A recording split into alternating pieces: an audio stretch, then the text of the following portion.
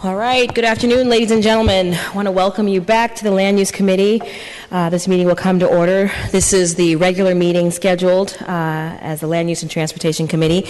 I'm Supervisor Malia Cohen. I'm chair of this committee, and to my right is Supervisor Scott Weiner, who is the vice chair of Land Use. And on my left sits Supervisor Aaron Peskin. Our clerk that will be clerking today is Andrea Osbury. I also want to take a moment and thank our friends at SF Gov TV, Leo DeAssis and Phil Jackson from SF Gov TV for broadcasting this meeting. Madam Clerk, do you have any announcements for us today? Yes, please silence all cell phones and electronic devices. Completed speaker cards and copies of any documents to be included as part of the file should be submitted to the clerk. Items acted upon today will appear on the April 26, 2016 Board of Supervisors agenda unless otherwise stated. All right, thank you very much, Madam Clerk. Supervisor Weiner is the author of this item. He will make the opening remarks and a presentation, and then also will lead the discussion for us this afternoon. Would you like me to, I'm sorry, you would like me to announce item 1? Yes, please call item 1. Okay, sorry. Item number 1 is the ordinance amending the Police Code, Entertainment Commission permit procedures. All right, thank you. Supervisor Weiner. Thank you very much, Madam Chair, and thank you for calendaring this item today. Colleagues, this legislation updates certain Entertainment Commission permit procedures. I want to thank President Breed for her co-sponsorship. The legislation first codifies the criteria and procedures for waiving the filing fee for loudspeaker permits, amplification permits. Currently, those criteria are not codified.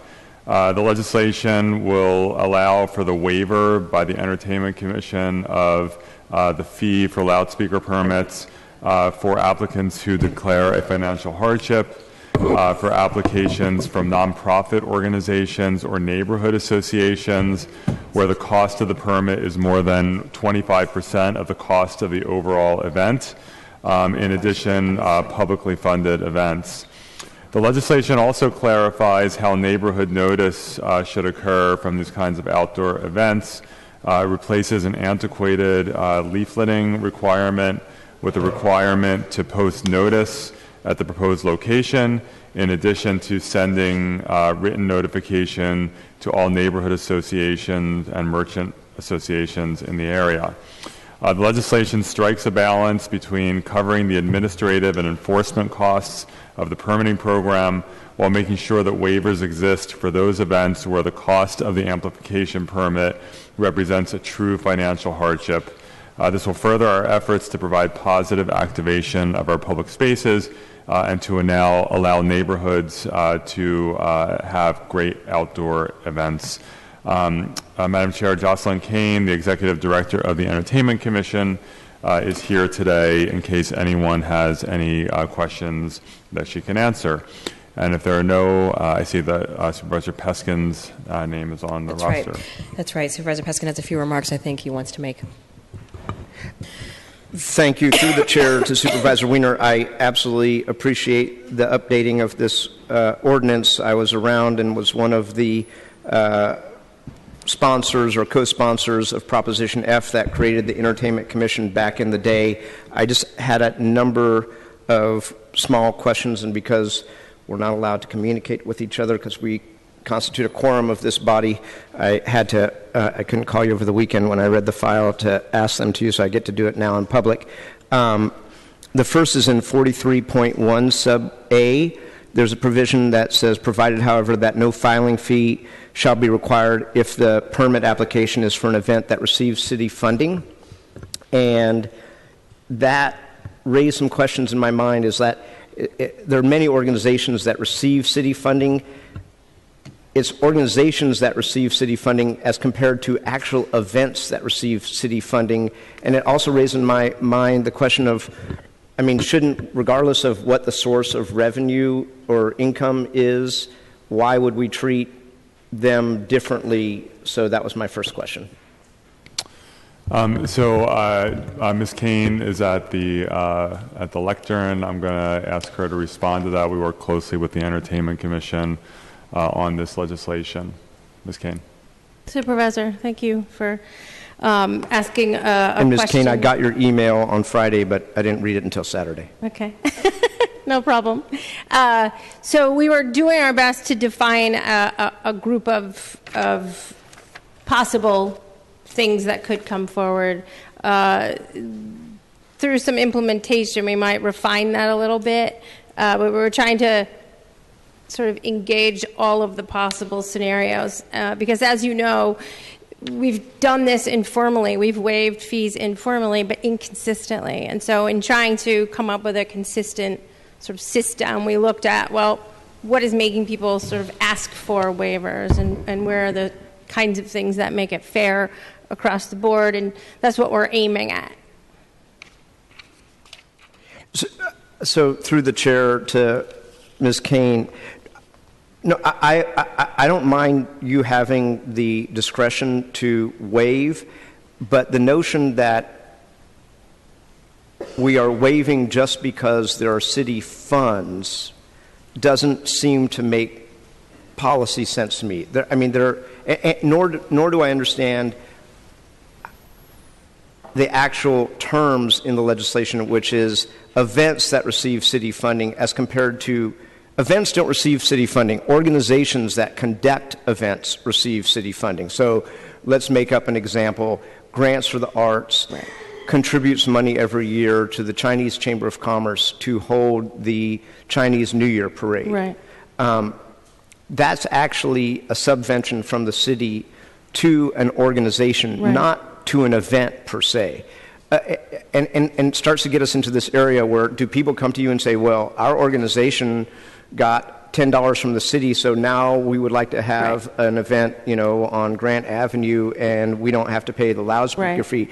The way it's written is pretty mushy. I see where you're headed, and it may be better said than, or defined as those events in particular, even though the city's funding the organization. Or if that, again, it was an attempt by, I think, the city attorney to get our arms around in total this issue. I don't really have much of a better explanation other than that I think you understand the spirit of where we were heading. If the language is bothersome, there may be a way to fix that. I think Supervisor Weiner has some insight. Yeah, I want to make sure I understand what the concern is. Supervisor Peskin, through the chair, you're referring to the section 43.1A, filing fee? Correct. I read that as no filing fee shall be required if the loudspeaker permit application is for an event that receives city funding. Well, that's what it says, but events don't receive city funding. Okay. Organizations receive city funding.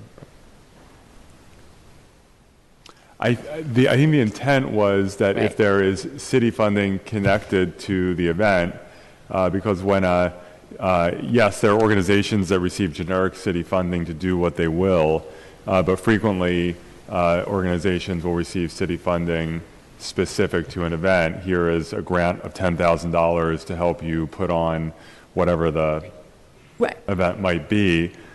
And so I feel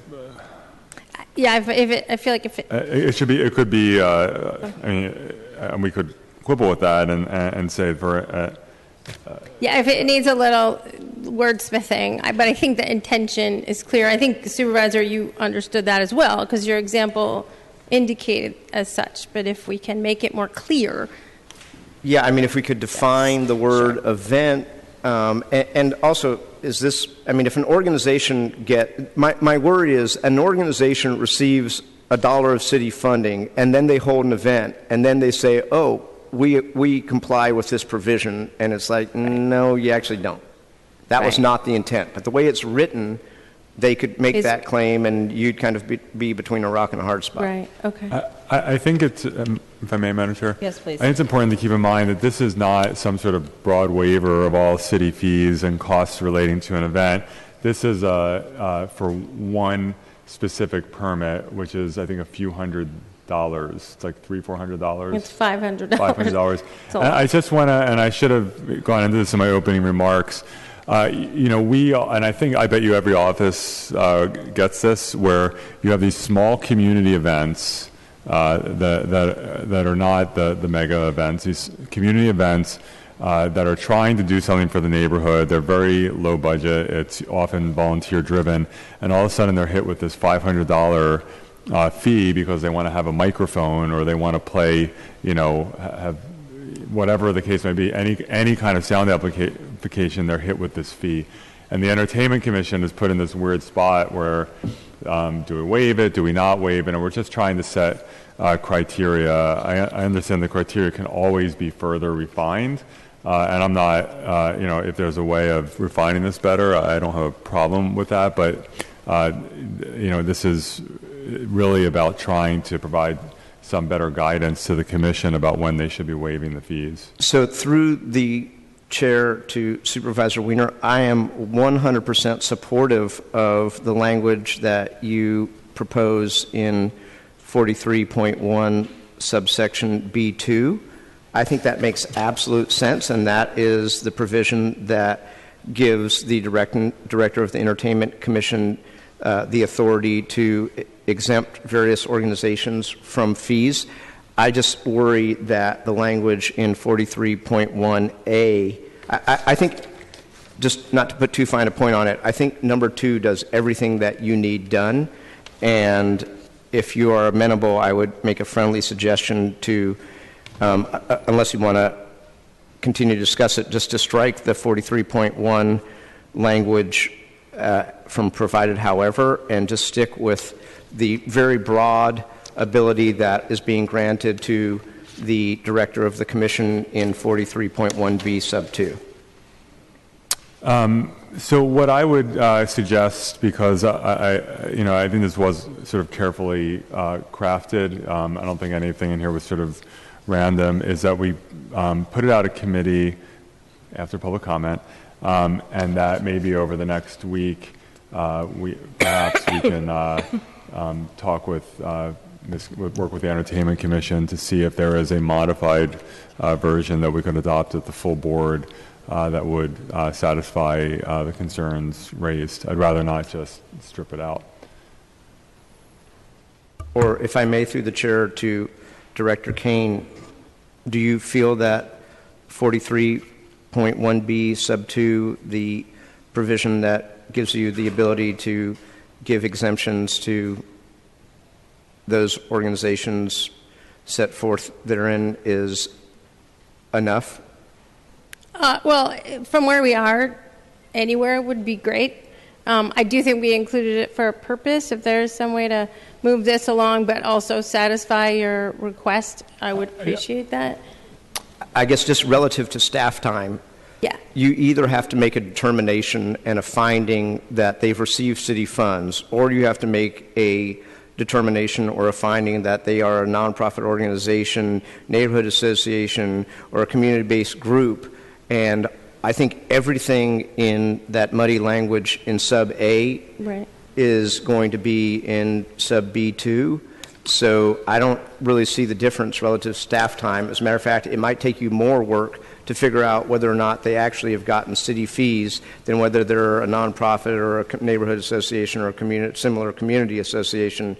And that way we won't end up in a situation where people are coming to you saying, hey, we got $1 from the city and we're having an event and now you got to waive the fee. I actually, if I may, Madam Chair, I think that when you look at the B2, that does not fully encompass what is included in subsection A. You could have a situation where someone is paying spending $5,000 on an event, or let's say $3,000 on an event, and or excuse me, let's call it $3,000 on an event, and $500 loudspeaker fee is less than 25%, so it's therefore not waived. And so I think I'm happy if we want to, over the next week, after we put this out of committee today, to see if there is a way that can clarify that to satisfy Supervisor Peskin's concern without just stripping it out. I think that would be the better way to proceed. I'm amenable to that. Madam Chair, I have a second question, which is I certainly agree that the language that has been there since the last time I was supervisor is outdated and outmoded, and I agree that the language that Supervisor Wiener is suggesting by invoking Planning Code Section 312D makes sense, but I'm not sure why that would obviate the historic noticing regimen that we've had to give residents, whether they are commercial or residential, a notice for these things within 150 feet. They may not be members of an association. We've always done that. We do that in the planning code, so I'm not sure why we're taking that out here. Ms. Kane? If I might, so we wanted to update because the language in the code right now with respect to the leafleting was very much like best efforts, and we just weren't getting very much compliance with that. So we thought this would be a better way. Again, we not only require notice on the building itself, but we also have our own guidelines for what we call meaningful neighborhood outreach, and those do include sort of door-to-door. It just isn't necessarily like a leafleting because it just becomes trash on the ground. No, I completely agree with that. That is outmoded, outdated, well-intentioned, but insofar as Supervisor Wiener's legislation is relying on planning code definitions relative to certain respects of outreach, it's not relying on others. And for those of you in the public who are watching, we're no longer dealing with loudspeaker permits. We are now dealing with applications for a place of entertainment permit. And it seems to me that it it is unfair for the city to say that a neighborhood organization that is on the planning department's list, that an individual resident or an individual commercial tenant may or may not be a member of. And yes, I understand that there's signage, but I mean, if we're going to rely on planning code definitions require mailed notice to individuals in the surrounding area. There are services that provide that function, and so I would respectfully suggest to the sponsor that we include the planning code provisions that any commercial or residential occupant within 150 feet receive mailed notice. Can we include it as electronic as well? Electronic is great. Okay. Yeah, no, I thought the electronic provisions that you have or that Supervisor Wiener has in the legislation seems to make great policy sense. So, save a tree. So if Supervisor, through the chair, if Supervisor Peskin could articulate what the exact amendment is that you're seeking, and then I'd like to know, since the Entertainment Commission has to administer this, I would want a response from Ms. Kane. I would suggest that the noticing provisions that are set forth under Section 311 of the Planning Code be invoked, although the 300-foot radius that is set forth in Section 311 be reduced to 150 feet.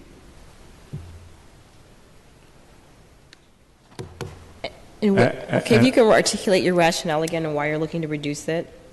Oh, because I'm going with the historical radius that the Entertainment Commission has used for the last dozen years, so I thought I would stay with 150 feet. There are various provisions of the Planning Code that use 150 feet and 300 feet.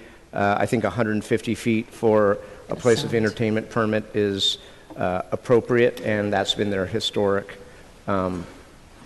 radius, so I thought we would use the Section 311 provisions, which provide for a 300-foot radius notification and reduce it to 150 feet. All right, Supervisor Wiener, do you have any thoughts on that? Yeah, so Ms. Kane, you mentioned electronic notice. I'm not sure how you would do that, but I'm curious to know. Well, I mean, again, we don't know exactly who's. This is a little tougher if we're going to require mailing the way the planning department does, because that's going to require an additional expense. We were trying to sort of not pile on an applicant. We use Nextdoor, which works fairly well. We're the ones who have to then establish that this was done. And so we're just upping from a very low standard to what we thought was a higher standard of something that we can then confirm was accomplished. If we're going to go to something where we're going to require mailing notice the way that planning does, we're going to have to do that, like, use a service, I think, the way that planning does, and have labels, and then the way the planning department does it, right, we're going to have to mail the notice. The way the planning department does it, and we have planning staff that happen to be here for another item, is that they actually put that onus on the applicant They buying do. through that service, and that applicant then files an affidavit that they have done it. They've done it. I think So there, it sounds, sorry, Mr. President. So it sounds like it, but it may be putting some undue financial burden on some of these organizations that are looking to do small neighborhood events. No, Well- this is this is a place of entertainment, not loudspeakers. So these would be businesses, but in large part they're small businesses. And the application process is expensive as it is, so it's always But our can- hope to not Can you tell us what the increase cost that. is, the application process? What is the It's cost? close to $1,600 to apply for an entertainment permit. yeah. Supervisor Weiner? Yeah, so what I would say is I'm not prepared to sort of change this on the fly. I think over the next 8 days before it comes to the board, there's certainly an opportunity for conversation, perhaps when Ms. Kane also has access to her staff and we're able to come up with a thoughtful way. If there is an amendment to the noticing that makes sense, I'd be happy to support that. I'm not saying I'm opposed to a change. I just don't want to do it on the fly in committee, since this is the first I'm hearing of this. Obviously, because of the Brown Act, Supervisor Peskin, as he noted, and I are not allowed to communicate outside of the hearing, in advance of the hearing. But perhaps in the next 8 days, Ms. Kane, you and Supervisor Peskin could talk to see what's possible, and we Absolutely. can, I just want to make sure it's going to be doable. Yes. So Supervisor Weiner, is there So, a motion, or how do you want to handle Well, it? we have to, Okay. what I would say, we have to go to public comment, I know, but I would, my motion I'll make after public comment is to forward this with a positive recommendation, understanding that over the next 8 days, we may formulate some amendments that we can insert at the full board. Okay, thank you very much for that clarification. Supervisor Peskin? Thank you, Madam Chair. The last one was just a question. I'm sure there's a good answer for it, which is in that same section at sub H that says, that gives the commission the ability to extend the 9-month deadline for up to an additional 2 years. My question through the chair, Ms. Kane, is, or to Supervisor Weiner, the maker of the ordinance, what brought that about? And are there any real-life examples or statistics as to why that 9-month time frame is too short, and why you would need 2 years as opposed to 3 months to take it to a year, Right. or 3 months and an additional year? That seems like a pretty long period of extension time. It does. And anticipating that question, I do have a couple of examples that you might be familiar with. And primarily this has to do with things that are under some heavy construction, where in past it's been fairly easy to get contractors to come and or the place of entertainment turned over without a lot of physical change. But as we see whole places such as the Paradise Lounge is one of those that's been taking a very long time because they stripped literally everything but the 4 walls. She came early on to make sure in front of the Entertainment Commission that she could proceed with her plans, so she was able to get a conditional grant from the Entertainment Commission. But it's taken a very long time, and it's still not that close. And we've had to very informally keep giving her extensions. So that's one example. Mr. Tipples, which is close to here, is another one where they did a full-blown build-out. There's a bunch of those kinds of things in all parts of the city, where it's primarily when people really tear something down and redo it that it takes longer. The city departments come slowly, tell them what things they need to fix. They've got to go out, get bids, contractors. It's taking way more time than 9 months. Through the chair to Supervisor Weiner, how would you feel about better defining good cause? I'm sorry, better defining what? More specifically defining what means a showing of good cause. I actually have a lot of confidence in the Entertainment Commission in terms of the work that they do with these permittees, and I don't feel a need to add additional definition there. I think the Entertainment Commission is the entity responsible for this permitting. There could be 1,000 different variations, and I'm comfortable with the way the language is now. Okay, subject to public comment, Madam Chair.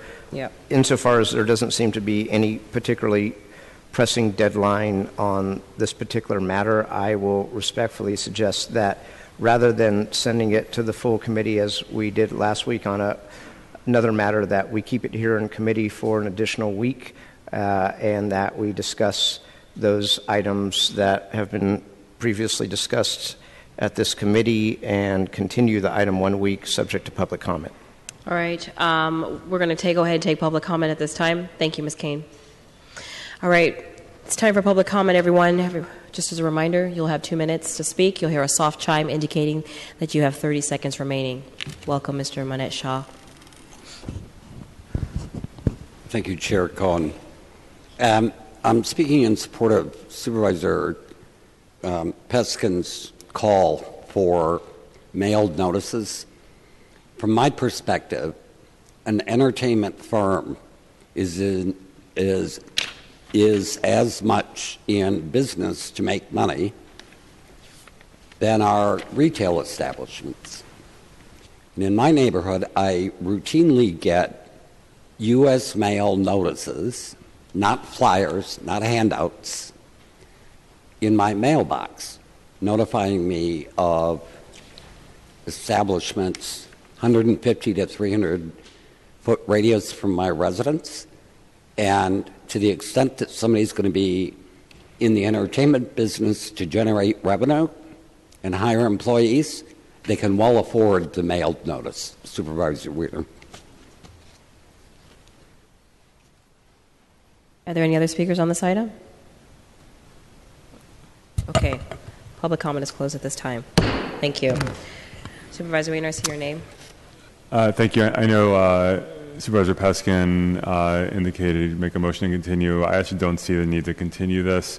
This is not rocket science. I think, obviously this conversation with the Entertainment Commission could have happened at any point in time. It didn't, and that's fine.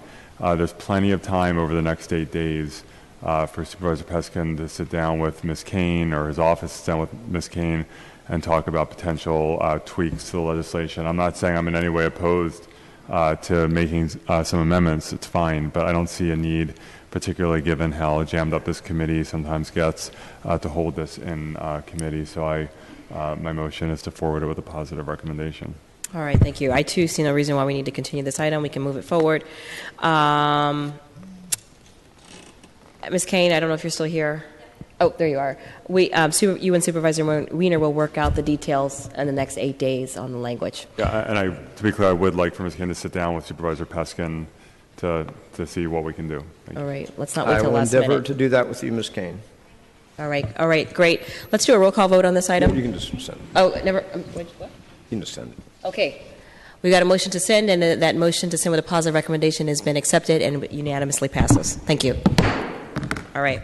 Could you call items number 2 and 3 together, Ms. Clerk? Yes. Item number 2 is a hearing on the findings from the biannual housing balance report, and item number 2 and 3. Yes. Item number 3 is a resolution receiving and approving the biannual housing balance report. Okay, thank you. Supervisor Kim is going to be speaking and leading the discussion on this. We'll wait a couple minutes for her to arrive.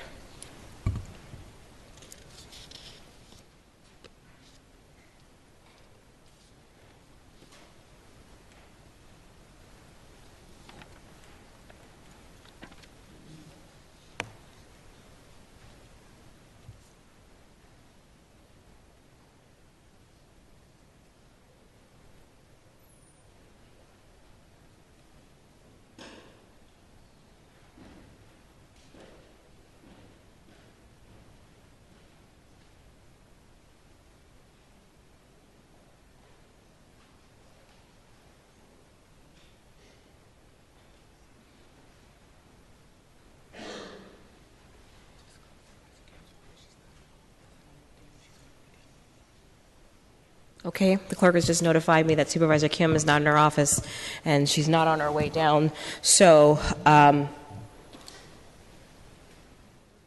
we will take a recess at this time. Thank you. Let's just call the next item.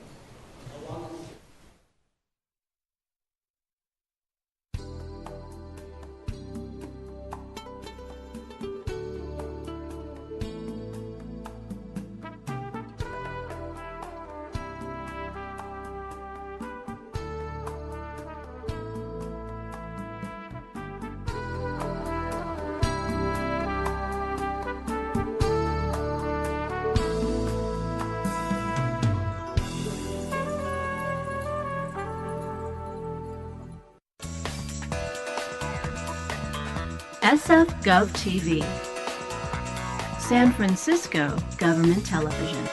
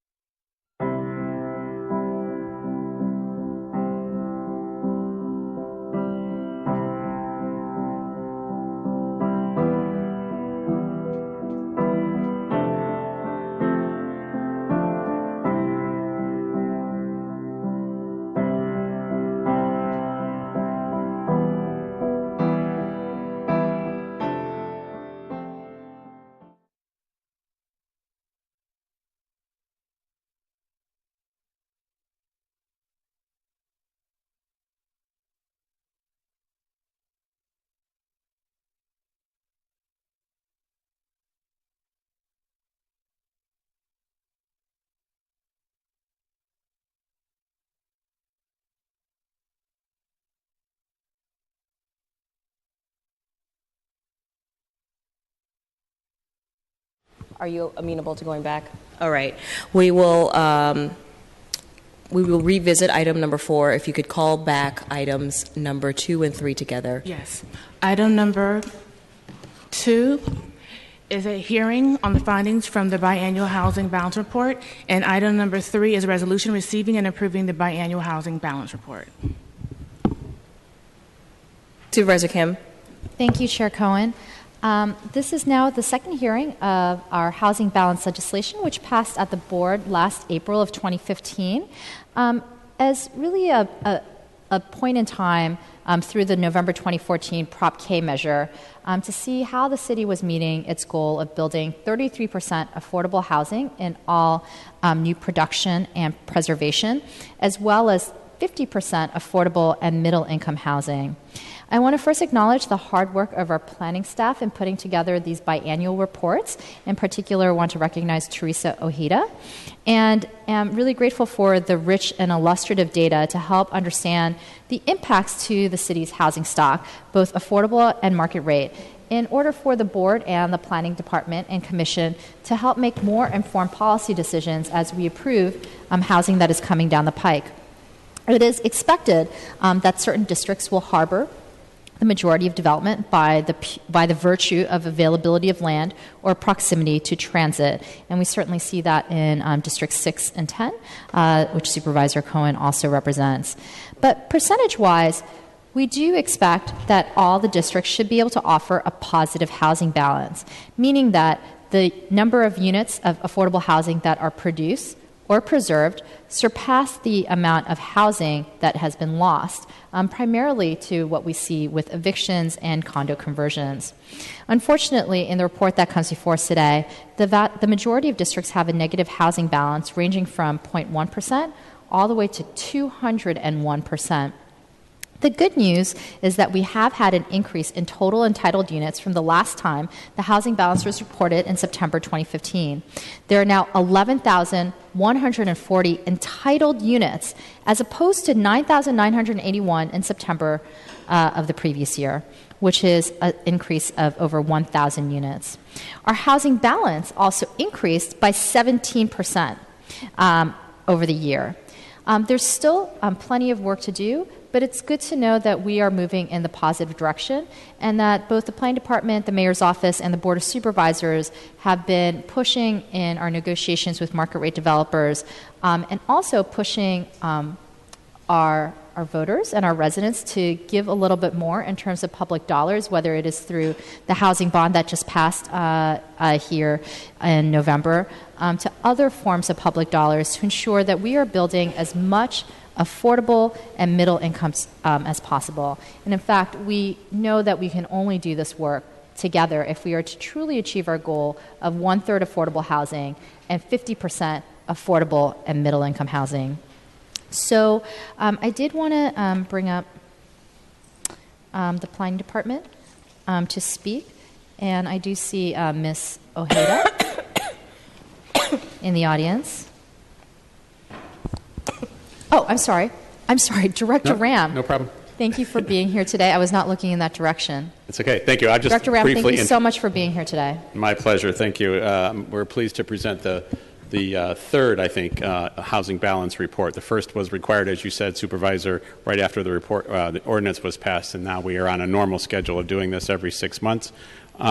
We also want to acknowledge that we understand the Supervisor has put forward some trailing legislation to actually update the specifics of including certain types of evictions in the housing balance report, which we have actually been doing anyway, but your legislation will clarify that as well. So I'm really here to thank Teresa Ojeda for her work, because this is a fairly robust piece of work that has to happen every 6 months. It's a very detailed report, has a lot of valuable information, but I really wanted to thank her for all that work on putting this together and introduce her to you today to present the details of the report. Thank you. Thank you, Director Ram, and thank you so much for your commitment to applying the resources necessary for us to have this report.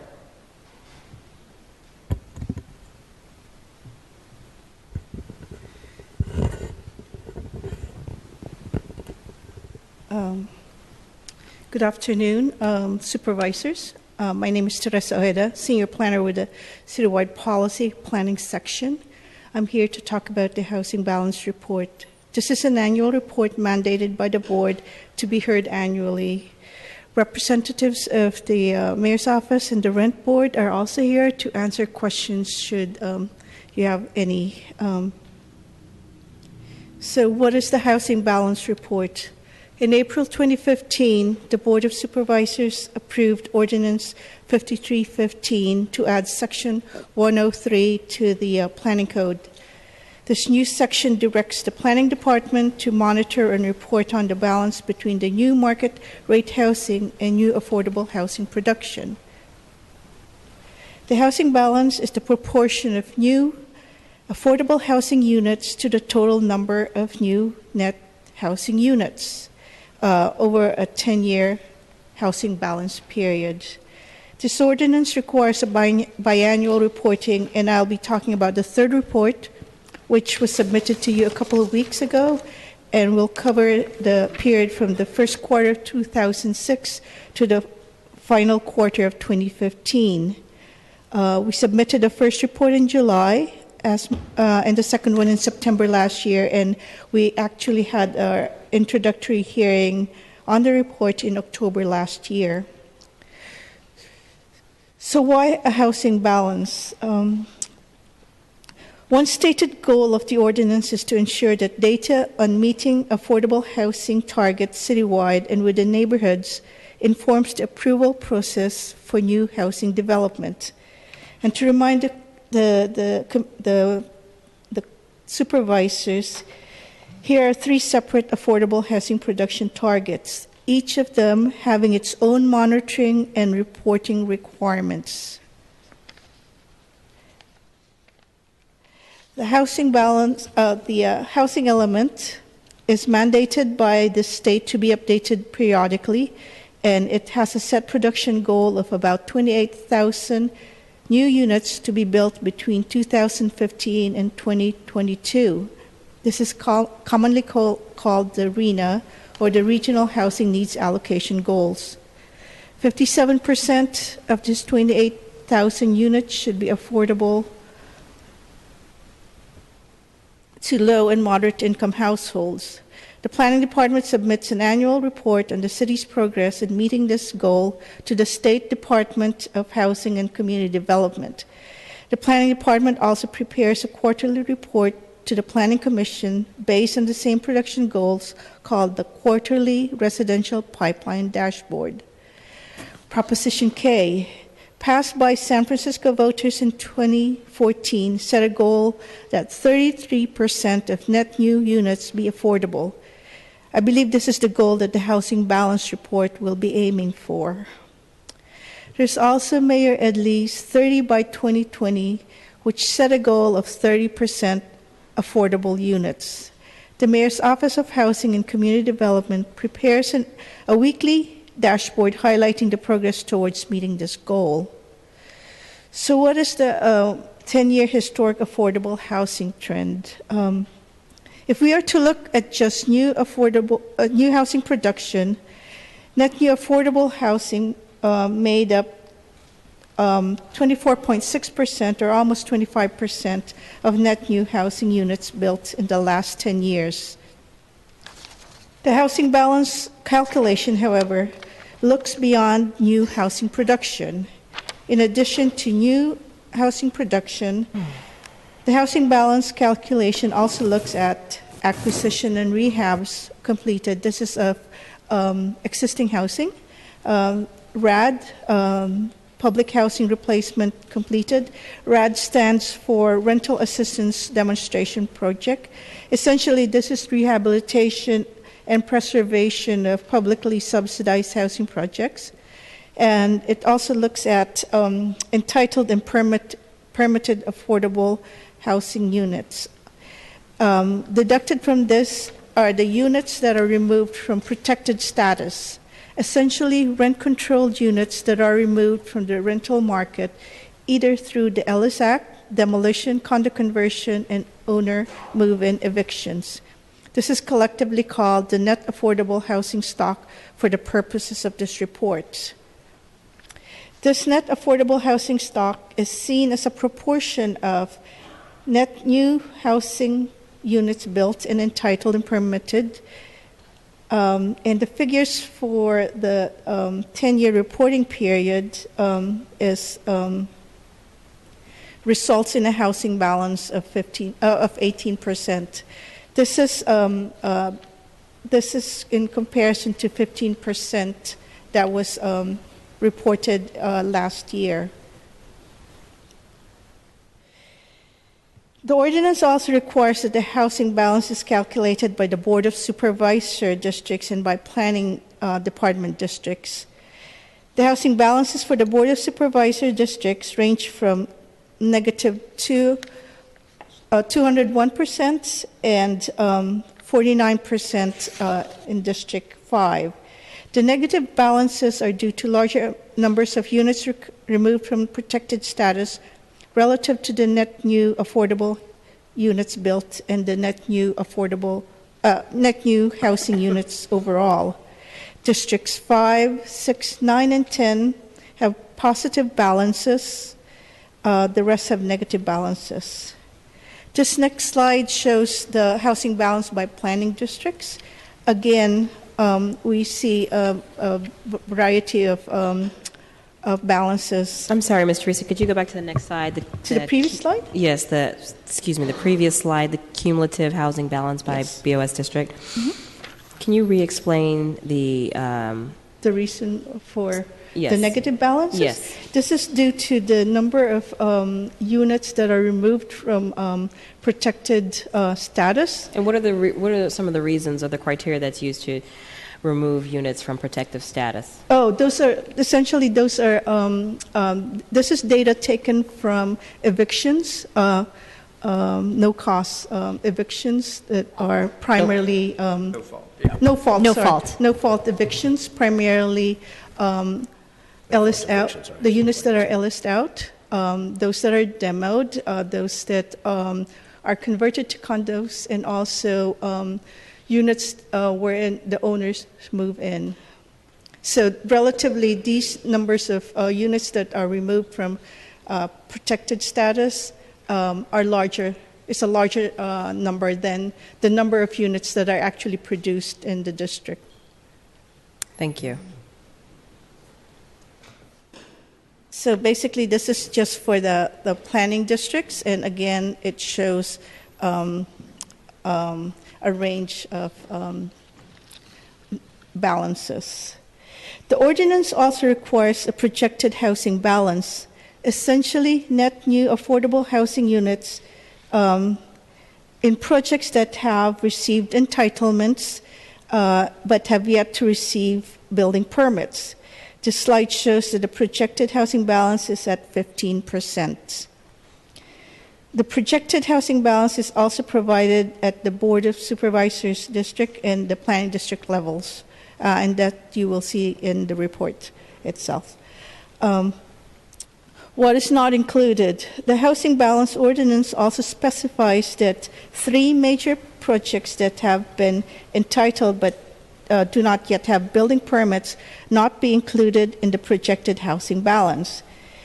That is, until phasing of these projects move to applying for and receiving building permits. Altogether, remaining phases of these projects will provide about 21,570 net new units, of which 23% will be affordable. These are Hunters Point, Treasure Island, Park Merced. They were specifically called out in the ordinance. Also not included in the projected housing balance and are projects currently under review, and there are about 21,500 units under review, of which 13% are in 100% affordable housing projects, and another 100 market rate projects with about 15,000 units will be subject to the city's inclusionary affordable housing requirement. This could mean about 1,800 net affordable units if built on site under the current requirements. The second phase of the RAD program will also include over 2,000 units in 14 projects. Again, all these are coming in the pipeline but are not included in the projected housing balance. I'll talk now about other miscellaneous housing balance matters. The housing balance has a biannual reporting schedule as stipulated in the ordinance. The housing balance report will come out on the 1st of March and the 1st of September. We appreciate the board's patience because we've had some difficulties in meeting the deadlines given current technical constraints and also staffing constraints. It would be helpful for us if the deadlines coincide with our deadlines for the housing inventory, for example. The ordinance also mandates an annual hearing to be conducted before the Board of Supervisors and the Planning Commission before the 1st of April. This year's schedule is slightly late again, but we try to meet the schedule. What are the reasons why it's late? As I mentioned, we've been having technical constraints. Such as we're having problems getting data collected from the Department of Building Inspection and also matching that with the data from our department. It takes a lot of work to make sure that we capture all the information that we can, simply because it's just not easy to query the data as well as we'd like to. So is a database issue? You can't query the functionality of the database? It could be called that, yes. And also we have a schedule that we've had for some years now. We normally prepare the housing inventory, and we have the schedule release of April 1, and having a March 1 deadline pushes us a little bit too much given the staffing constraints, and we were not able to prepare the report. We were able to prepare it with the housing inventory. Okay, continue. So The Mayor's Office of Housing Community Development, the Mayor's Office of Economic and Workforce Development, the Rent Stabilization Board, the Department of Building Inspection, and the city economist will each present strategies for achieving and maintaining a housing balance consistent with the city's affordable housing goals at the annual meeting. Should the cumulative balance fall below 33%, the MOHCD will determine the amount of funding needed to bring the city into the required minimum 33%. The Planning Department also has created and maintains a website specifically for the Housing Balance Report as required by the ordinance. The current report, as well as previous ones, can be downloaded from this site. That is all for now, and I am here should the supervisors have questions. Thank you.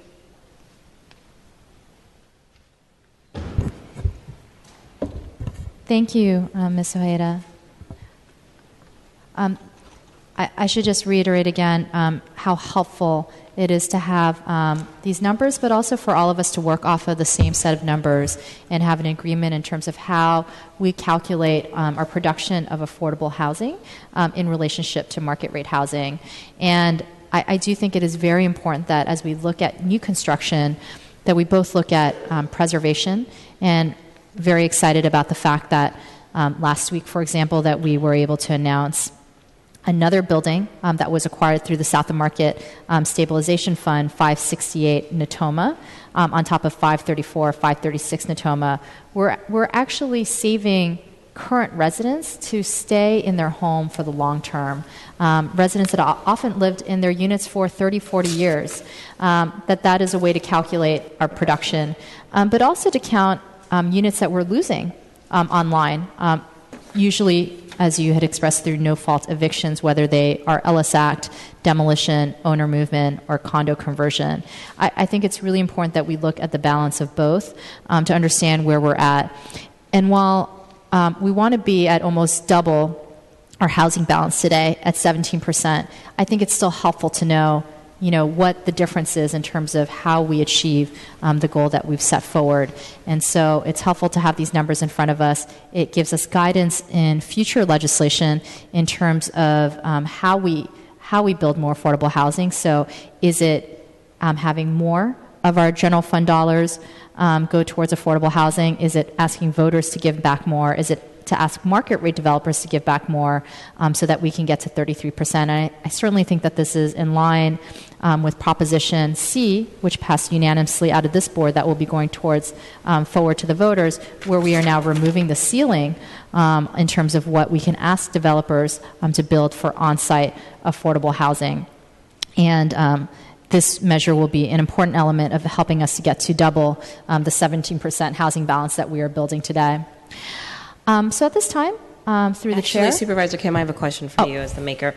In the presentation, I asked a question to the presenter as to why this report was late, and she indicated that the times of the schedules of these different reporting periods don't sync up. And while it's important and we're grateful to have these numbers, but if the scheduling is not in sync, I don't understand, why. I think your office was kind of inflexible and having an April 1 deadline, reporting deadline. You pushed for a March 1 deadline. Do you recall your thinking about?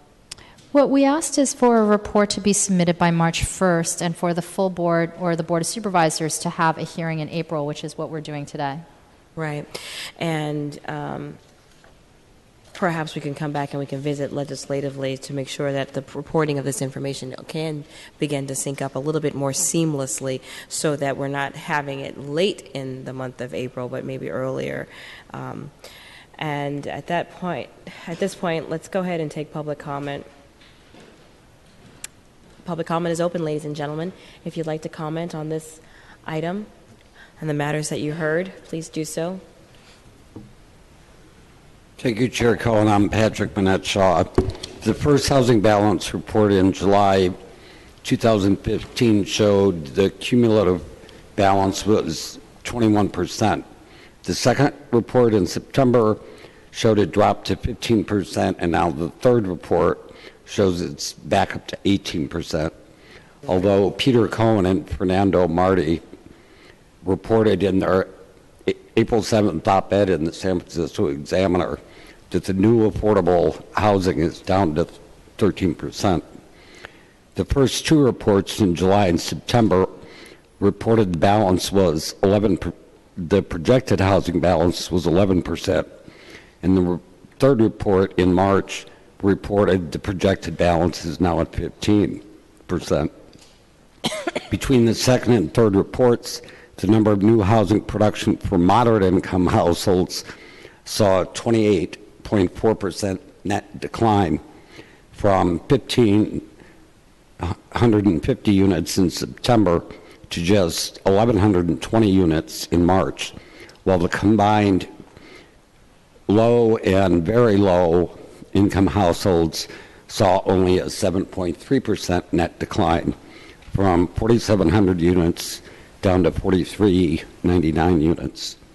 Also, between the second and third reports, the number of units for moderate income households dropped from 24.6% of the total affordable units to just 20.1% in March, while the very low plus low income units jumped from 75.4% units to 79.5% in March, as if the city is increasingly focusing only on low income. Supervisor Cohen, are you listening, or are you conversing? Didn't we just have this conversation at the retirement? Your public comment is also for the public to hear. Next speaker.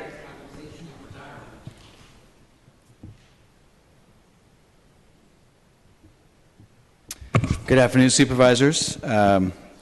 Since I was called out in the previous speaker's comments, I guess my timing is good. I'm primarily here today just to, I think, give props to the staff. This is really kind of mind-numbing work going through all of this data. And this is only the second or third report, so there's some fine-tuning to the methodology. I think to the previous speaker's point, there's a little bit of a difference in the way some of the data has been organized, which explains why the outputs at the very end are different. But overall, the methodology has been fine-tuned increasingly, and I think it's important that we all recognize how hard that is and how important it is. It's very, very informative. We now have one set of numbers that tell us how we're doing. And in all our public policy debates here at the board or with folks out in the audience over the specifics of policy A or policy B, at the end of the day, we want to know how it's all stacking up. And this housing balance report helps us understand how it's stacking up. Now, if we look at just the production, just what we're doing in terms of producing bricks and mortar housing, we're at 25% of our total housing production is affordable. That's not close to 30% or 33 or 54 as our housing element says, but I can tell you we're doing a lot of looking around the state. San Francisco still stands out ahead of the pack. So when we set our own goals for getting higher, we're setting ourselves as continually to be a leader in the state of California in producing housing. If we get to 33% or 40% or 50%, we will continue to be pulling the state with us, and that's something we should be proud of. The other part of it, though, is the very difficult reality that we are having a displacement crisis. And the reason that this report looks at those lost units, so to speak, units taken out of price control, is because that's where we're losing San Franciscans. And as much as we want to increase affordable housing, we have to stop the displacement and the speculation. I ask you supervisors to think about both of those solutions. Thank you. Next speaker. Good afternoon, supervisors. Tess Wellborn with D5 Action. Having the housing balance report has made a big progress. There's two missing items that I feel that should be addressed at some point, perhaps some way to be added. One of them is that building housing that is largely vacant, i.e. pied-à-terres, second, third, 10th homes, does not do anything to add to the housing stock in San Francisco, really. They're vacant. And the second is the number of units that are lost to Airbnb and the equivalent services, which is somewhere between 2,000 and 5,000 units. And that's not an insignificant number. So we need both more enforcement. VRBO is a business that rents units full-time, year-round, only to vacation and other visitors to San Francisco. None of those are legal. And that's a loss of affordable housing right there. Thank you. We need to see those things taken into account. Thank you, Supervisor Kim. Thank you, Supervisors. Next speaker. Yeah, this is a great report. I do think the focus on housing balance percentage misses the point. Oakland last year had 90% affordable housing built. Sounds like all of our problems should be solved, right? Wow, 90%. But we had fewer than 200 homes built total. So it doesn't, housing balance, we could get to 100% of 5 homes and we would still be in a big problem. I think it should be housing production monitoring, and that should be the focus of the analysis and the public conversation. Thanks. Are there any other speakers? All right. Public comment is closed. Supervisor Kim? Thank you. Again, want to thank the Planning Department for all of your work in putting these numbers together. In response to one of the members of the public, this analysis looks at both the balance and the number of units that are produced and constructed, so no worries on that. The report looks at both. And we are certainly doing, I think, significantly well and even better this year in terms of new construction and production, which I think is a positive for the city. In response to the timeline for the reports, we did receive the report on March 31st. But keep in mind, this is still a new process for the Planning Department. There's a lot of numbers and data to go through. We're happy that we were able to hear this item in April, as was expected by the ordinance. And I think as we continue on and this becomes more routine and we're able to add up numbers in a quicker fashion, that we'll be able to submit these reports in a more timely fashion. But I just have to say, this is a very heavy lift, and it is a very new process, and it's a lot of new data to calculate. And I want to appreciate the Planning Department for their work. They have clearly prioritized it. They have put the resources in to make this report possible. And this report is really going to help drive and guide future policies of both the board and the mayor's office in making sure that we are a city that everyone can afford to live in. That if you are working class, if you are middle class, that you can afford to live in the city, and that we are doing that intentionally via policy and not by hope or just by throwing the dice in the air and hoping that the market takes care of it. And I think that it's important for us to all work off of the same set of data and numbers, and this report helps us get us there. So I think it's a very important part of the work, and I just want to recognize the Planning Department, both Director Ram and Ms. Ojeda, for your work to make this happen. So colleagues, I don't have further questions or comments. I imagine that members of our committee do not as well. So I would suggest to the committee to make a motion to file this item. All right, there's been a motion to file this item. I know. Let's see here. Supervisor Wiener and Supervisor Peskin. Supervisor Kim has asked us to make a motion to file this item. Supervisor Wiener's made the motion, and Supervisor Peskin has graciously agreed. So without objection, this motion will be filed. Thank you. Thank you very much, Supervisor Kim, and to the Planning Department. Hopefully we can work to streamline all of our collection of data. All right. Are you guys ready to call items 2 and 3 together? All right, let's call items 2 and 3. Excuse me, let's call item 4. Well, no, item number 3, the resolution of receiving and approving the biannual housing balance report. How would you like to? Supervisor Kim. My apologies. For item number 3, that we move that forward with recommendation. So moved. All right. And without objection, that motion passes. Thank you. That's for item number 3, ladies and gentlemen. Item number 4. Please call item 4. Is the ordinance amending the planning administrative codes to increase the inclusionary affordable housing fee, preparation of an economic feasibility report, establish an inclusionary housing technical advisory committee, and also this matter has been noticed due to an increase in fee, and this matter established a new body. Suggested amendments have been provided from the Rules Committee clerk. All right, thank you very much. Supervisor Peskin is the author of this item. Supervisor, do you have any opening remarks? I am the co-sponsor of this item together with Supervisor Kim. I believe that Supervisor Kim has some opening remarks, and I have plenty of additional remarks. Thank you, Supervisor Peskin. Actually, this is a very appropriate follow-up to the report that was just given on how we are meeting our goals of building 33% affordable housing and 50% affordable and middle-income housing. This legislation has really come out of a long series of discussions and negotiations that has followed a ballot measure that the board has put on for the June 7th ballot to eliminate the ceiling that we have placed in the city charter in terms of how much affordable housing we can ask market rate developers to build here in San Francisco. Currently, that ceiling is capped at 12%, meaning that you can go below 12%, you cannot go above 12%. What preceded then the Housing Trust Fund that was moved before the voters is we saw one of the hottest and strongest housing growths this market has ever seen here in San Francisco. And through many of the negotiations that has preceded, that we know that market rate developers can do far more than 12% given the market, but also in many cases the value that we confer onto the land that developers build on.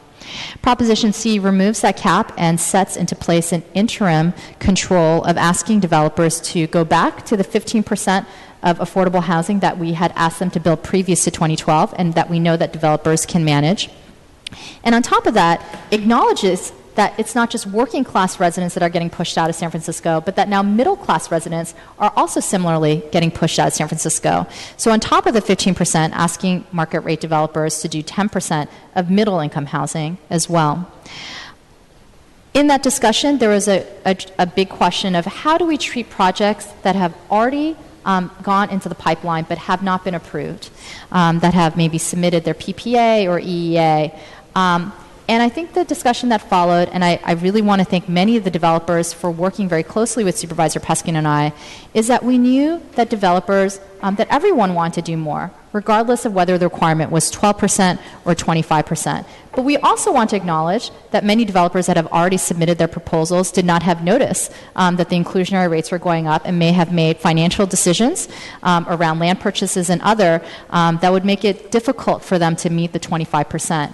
Now, for projects that are moving forward from 2016 on that have full notice of the board's expectations and perhaps the city's expectations of a rising inclusionary rates, it is a fair expectation for them to work those numbers within their development. But for projects that are already in the pipeline that did not have notice of that we would not set the same requirements for them. But yet, we would push to ask them to do more. And I have to thank the developer community for saying, yes, we want to do more. We want to make it work within the projects that we have in place. And that is the ordinance that is before us today, that is affectionately called the grandmothering proposal, but a way to figure out how to apply higher inclusionary requirements both on-site and off-site to a wide variety of projects through multiple different neighborhoods in the best fashion possible. And we really handled this legislation with a scalpel, not a hammer. We did not treat all projects similarly. We differentiate between the year that you have initiated your process, whether it is in 2013, 2014, or 2015. We also think about neighborhood. And we look at area plans like Eastern neighborhoods, and we make sure that there's a slightly higher ask of parcels where we have always expected higher affordability. And so that is the ordinance that is before the board today. It is not perfect, but it is, I believe, a great negotiation and compromise where we are building more affordable housing than would have been expected if we didn't write this ordinance. But we were able to do it in a way that was feasible for developers that have already put some skin in the game in terms of initiating their process. And so, again, do want to thank the mayor's office and our market rate developers for coming to the table and agreeing to figure out how they could do more and to make up in many ways for the units that we lost from going from 15 to 12%, but coming before us with the ordinance that is before us today.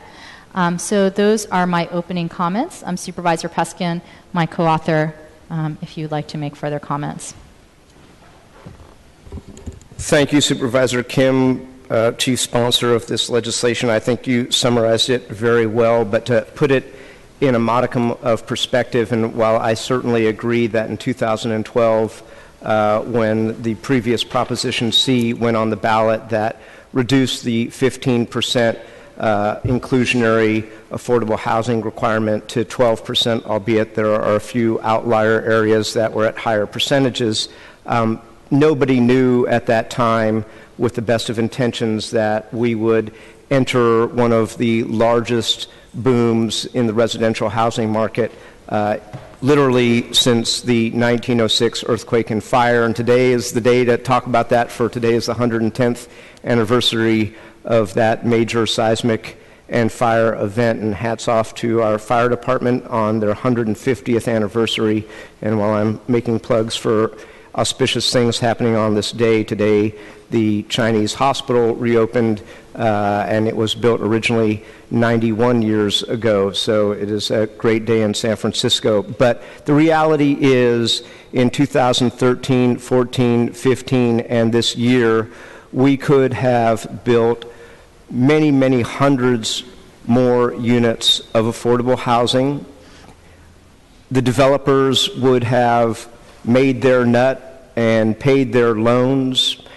Folks from the building and construction trades would have had their jobs. And I think it is our job as a Board of Supervisors, our job as a society, to make sure that we get as much affordable housing in new market rate construction, so indeed that the people who build these projects, the police and fire and other city workers who serve the people of San Francisco, can afford to live in the city and county of San Francisco.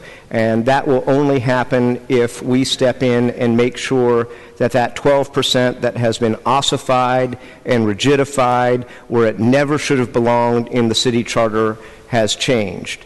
Since this charter amendment was introduced on December 15th, Supervisor Kim and myself, working, I think, in a very collaborative process with representatives of the mayor's office, representatives of the building and construction trades, representatives of the market rate housing development industry, have come along with this piece of trailing legislation, which is done pursuant to a resolution that Supervisor Norman Yee authored that was voted for unanimously by this board.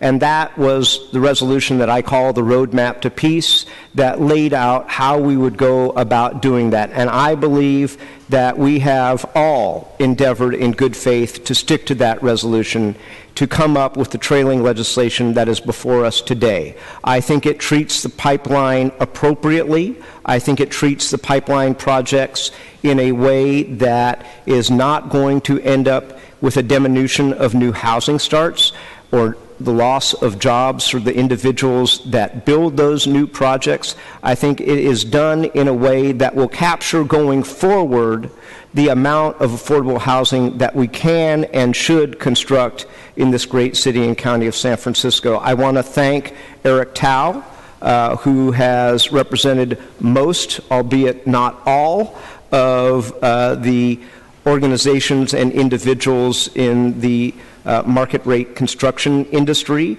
I want to thank Michael Tirio, who I have kept apprised, and Supervisor Kim has kept apprised of our discussions. I want to thank Mayor Ed Lee and his staff, Ken Rich, for working with us in a good faith, collaborative, consensual fashion. And I believe that as the Board of Supervisors put this measure on the ballot unanimously, I have every confidence that with a few minor tweaks, we will pass this trailing legislation unanimously. Thank you, Supervisor Kim, for your leadership. Supervisor Wiener. Thank you very much, Madam Chair. Colleagues, this important and impactful legislation in its current revised form became public on Thursday afternoon. I don't think we should be asked to vote on this legislation a mere 4 days later. This is perhaps the most significant piece of housing legislation that we will vote on during our tenure on the Board of Supervisors, one that will determine in many ways how much housing is San Francisco going to produce to meet the needs of a growing population, and how much affordable housing are we going to produce. We owe it to the public to have a fair and transparent process. That has not happened here, and I cannot support this legislation today. I supported placing Prop C on the ballot because I agree with Supervisor Peskin that we need to remove the affordability percentage from the charter.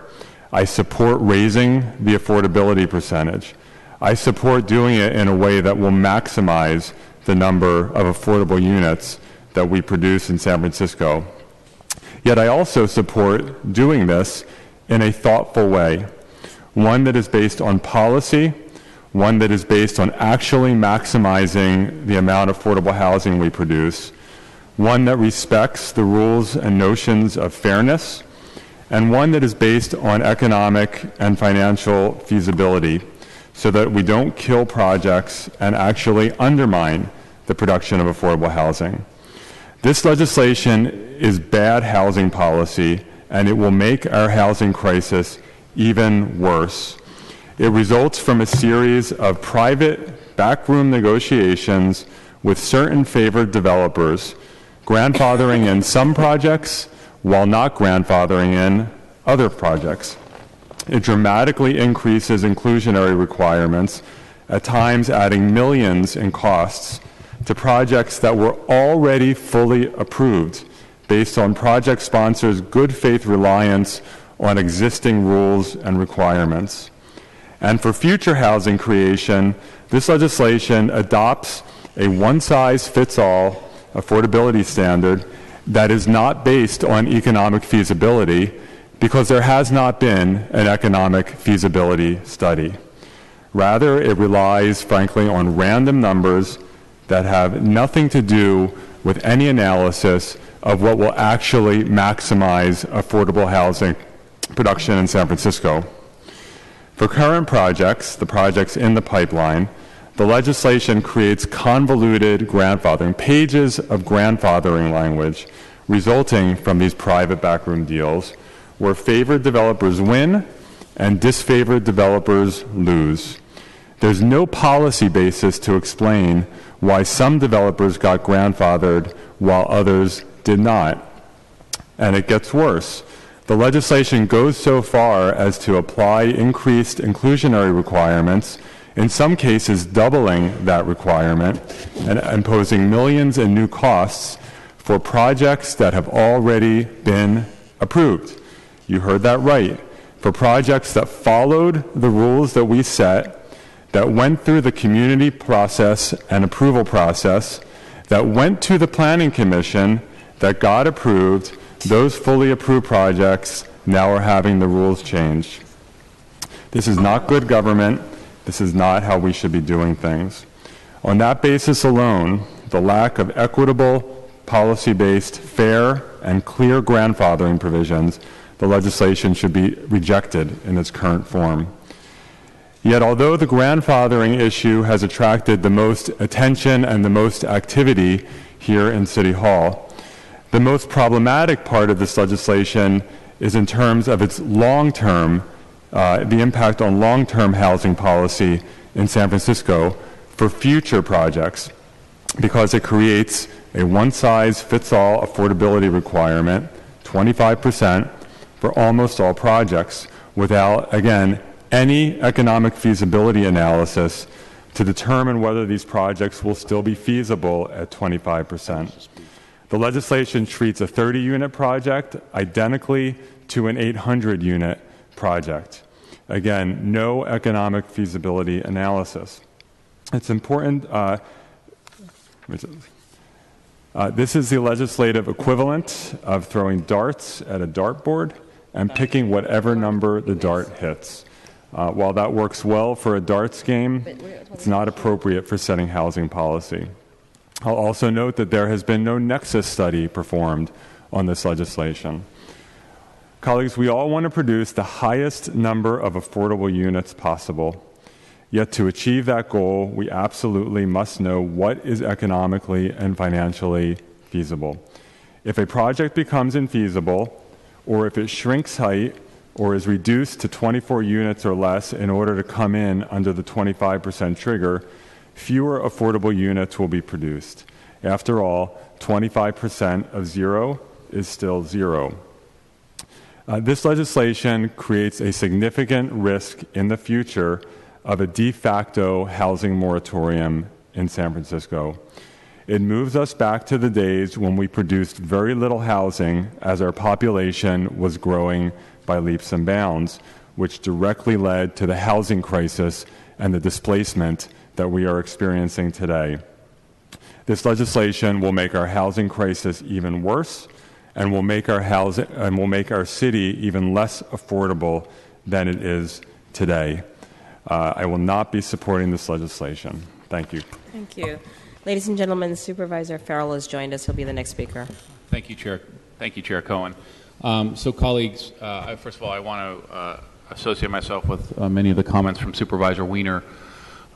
We all agree that we are in an affordable housing crisis across the city of San Francisco, and we need to do everything that we can in terms of policies here at the Board of Supervisors and inside of City Hall that will encourage the building of more housing across our city. Likewise, I was a strong supporter of Proposition C and believe that we need to build more housing in San Francisco, not less. I think Supervisor Wiener touched upon a lot of macro perspectives on this legislation overall.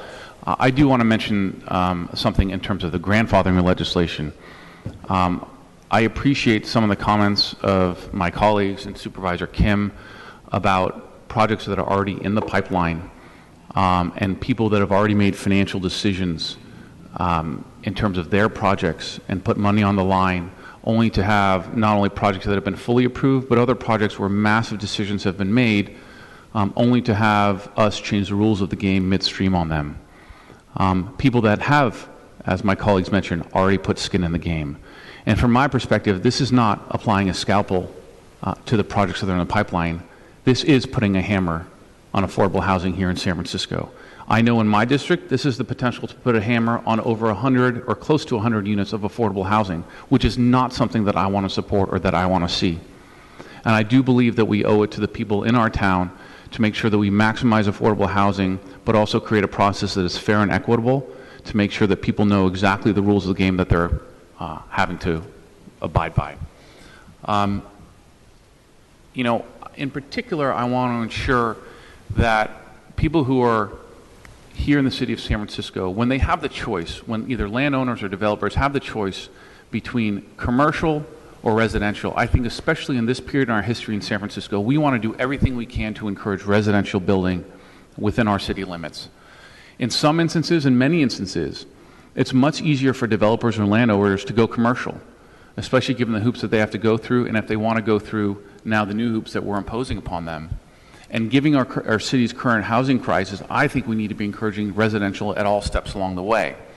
In March, this board adopted a resolution that I'm glad was mentioned before to adopt a policy that maximizes a feasible inclusionary housing requirement. It was adopted unanimously with the understanding of this trailing legislation today.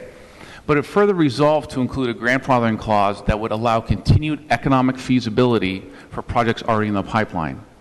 And my fear is the way this is currently constructed, as Supervisor Wiener mentioned, some developers left in, some developers left out, depending upon the whims of my colleagues. I don't think that's the way we should be promoting public policy here inside of City Hall. And we need to create housing for low, middle-income individuals here in San Francisco. And I will always be a supporter of that. And my fear is this legislation, the way it is currently drafted, will not achieve that goal. It will actually kill not only market rate units, but affordable housing units in San Francisco that are in the pipeline that will be coming online sooner than anything else behind it. And it is established city policy to eliminate existing non-conforming uses and support the creation of housing, especially on large opportunity sites. We shouldn't lose sight of this policy just because we're having this discussion today. So I want to say that I understand there are some amendments that Supervisor Cohen will be suggesting later on. I'm in full support of them. I think we need to have an honest discussion. I agree that 4 days is far too short to have this discussion voted on at committee. But I think we need to make sure that, especially those that are in the pipeline today, I can't think of any reason why we don't want to support those people to get housing online as quick as possible and make sure that we end up with more commercial uses than we want, and in the process kill affordable housing here in the city of San Francisco. Thank you. Supervisor Peskin. Thank you, Madam Chair. If I may, through the chair to Supervisor Farrell, it sounds like you're speaking about an amendment relative to a specific project that you said could be residential or commercial, that is a large site that is in your district. Are you referring to something in particular? To my colleague, Supervisor Peskin, both as a citywide policy and one project in particular that is in my district that I have a strong vested interest in making sure that we promote affordable housing within District 2, yes. And both. Through the chair to Supervisor Farrell, what project is that? Is it a project up at Laurel Heights? Okay, well, Laurel Heights is a big area. Could you be more specific? Because it sounds like you or Supervisor Cohen, per your words, is going to introduce an amendment to accommodate it. What I would like to suggest are two amendments that I would fully support, although I'm not a voting member of this committee, both here and at the board, will fully support two amendments. One in terms of issues that within the 4 days that we've had to look at this legislation, that we've been able to parse out that I believe would have a significant detrimental impact to the building of affordable housing, not only in District 2, but other parts of the city of San Francisco. Okay, well, I'm not sure that was responsive to my question, but I'm sure we'll find out what you're referring to. If I may, through the chair to Supervisors Wiener and Farrell, raise kind of some high-level issues, which is in 2012, I was not a member of this body. I believe most of you were when you chose to put on the ballot Proposition C, which reduced the percentage of affordable housing from 15 to 12%, absent an economic feasibility study. I have heard words in the last few minutes from my colleague, Supervisor Wiener, who I hold in high esteem, that this is the subject of dealing with specific developers and offering them specific things. I have not heard any examples, for indeed, what the grandfathering legislation does is it says if you were in the pipeline, and remember we all voted for a resolution that said we would attempt to get approximately 200 units out of the pipeline. We all voted for that. How did we do that? We did it uniformly, we did it fairly, we did it in collaboration with the planning department, we did it in collaboration with the folks who developed these projects, we did it in collaboration with virtually all of the building and construction trades, albeit potentially not one, for apparently the head of the building and construction trades does not speak for one particular building and construction trade union. I respect that. But having said that, we all unanimously voted that we were going to get approximately 200 units of additional affordable housing out of the pipeline. And indeed, we have, in good faith, worked to do that. How did we do it? Not by choosing specific politically connected developers. We did it like this. We said, if you were in the pipeline, which we did quite generously, in the pipeline was if you had filed an environmental evaluation application, if you had filed one prior to 2014, you would get a 1% bump. Nobody complained. If you filed it in the calendar year 2014, you would get a 1.5% bump. Nobody complained. If you filed it in 2015 up until January 12th of 2016, when Supervisor Kim and I introduced the substitute charter amendment, you would get a 2.5% bump. How's that picking favorites? How is that backroom deals? How is that the political narrative, through the chair to Supervisor Wiener, that you've elucidated? Give me examples. Give me a specific project. As a matter of fact, what I just heard, which, with all due respect, Supervisor Farrell, for in this chamber you accuse me of the height of hypocrisy, is that you are getting ready to introduce a one-off backroom deal for a specific developer for a specific project that was not covered in this quite uniform, very generous, consensual compromise that we came up with to bring the people of this town, building construction workers, everyday people, normal folks, approximately 200 more units of housing that we should have gotten had this board, of which I was not a member, not put in Prop C on the ballot. Supervisor Kim. I asked a question to Supervisor Farrell. And when they put their name on the queue, they can respond. Supervisor Kim.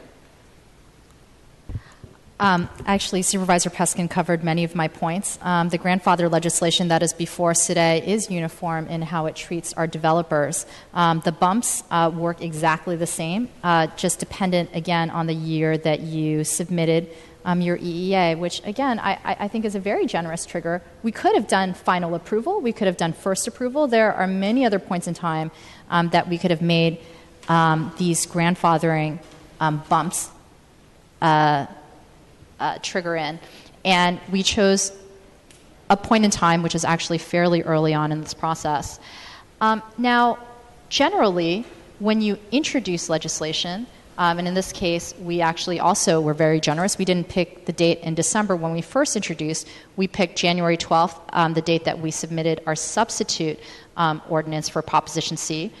At that point in time, we felt it was fair. Developers had noticed. They understood what the expectation was. And if they submitted their EEA, which is the very beginning of the development process with the city, the very beginning, you understand what the expectations of the city are in terms of what we expect you to build on site.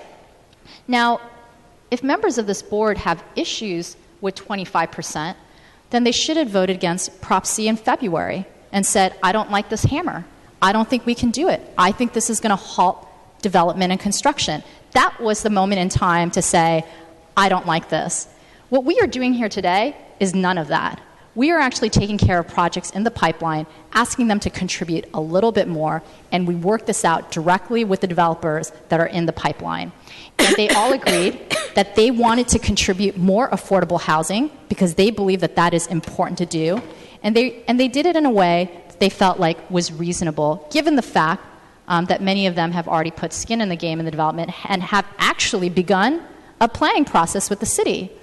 So I think it's important to note that the criticisms that I hear today from committee members about how there isn't a fiscal feasibility study, about how they're not sure if 25% is going to work, well, all of that was actually argued 2 months ago at the full Board of Supervisors in February, and my colleagues had an opportunity at that moment in time to vote no on Proposition C and say that they do not support building more affordable housing here in San Francisco. But actually, in Proposition C, there are things that we agree to. We said we will do a fiscal feasibility study. And in fact, if the study shows that we cannot do 25%, we will lower the number to the maximum that we think that market rate developers can do. And that is what that process is for. So anyone that is concerned about projects that came in after January 12th, 2016, well, they're going to be taken care of by this fiscal feasibility study. So if you're going to come in and say, I submitted my EEA last week, and in fact, there's only one market rate project that submitted an EEA since January 12th, 2016. There was only one market rate project that has submitted an EEA since January 12th, 2016. Well, and we discovered through a fiscal feasibility study that will be completed by July 31st that 25% is not feasible. Well, we're not going to make you do 25% because we agree that we need to build more housing here in the city, and that what our goal is to get the maximum that we can expect from the market in terms of what they can build. And that is what Proposition C is. So for anyone that has concerns about that, that will get taken care of in the future. And I think that there is really no one on this board that wants to halt construction or development. We all agree that we are a growing city and that we need to build more housing. But we have to do it in balance, and we don't want to leave anything on the table. We want market rate developers, along with the city, to contribute. And it's not just market rate developers, as Supervisor Wiener has pointed out. It is the city as well. It is property owners through the housing bond that was passed back in November. It is through set-asides through the Housing Trust Fund. It is general fund dollars. All of those things and developer fees that are helping us build more affordable housing. But it is also the direct contribution of our private development community as well. And I'm actually proud to say that the vast majority of developers that I work with in the district that I represent actually want to do more because this is their city too. And so I want to appreciate that. And this is the work of all of these negotiations. Now, in response to the fact that some of my colleagues say that they had only 4 days to consider the amendments before us, well, we introduced this legislation. It went before the Planning Commission. The Planning Commission made a series of recommendations to both Supervisor Peskin and I on amendments that they'd like to see. And in fact, we actually put most of those amendments in. That is actually fairly typical in the planning process, that we bring something to the Planning Commission. They make recommendations. They ask the sponsors to consider a series of amendments. We make those amendments, and then it comes before the Land Use Committee. I've never heard a complaint before about the process previously.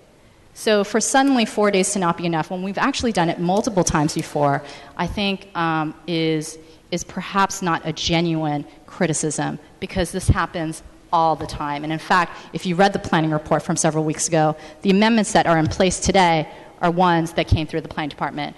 Now, I know that Anne-Marie Rogers is here from the planning department to talk a little bit about the process with the commission, along with the amendments that they have proposed, which Supervisor Peskin and I have committed and have adopted several of. Thank you. Supervisor Weiner.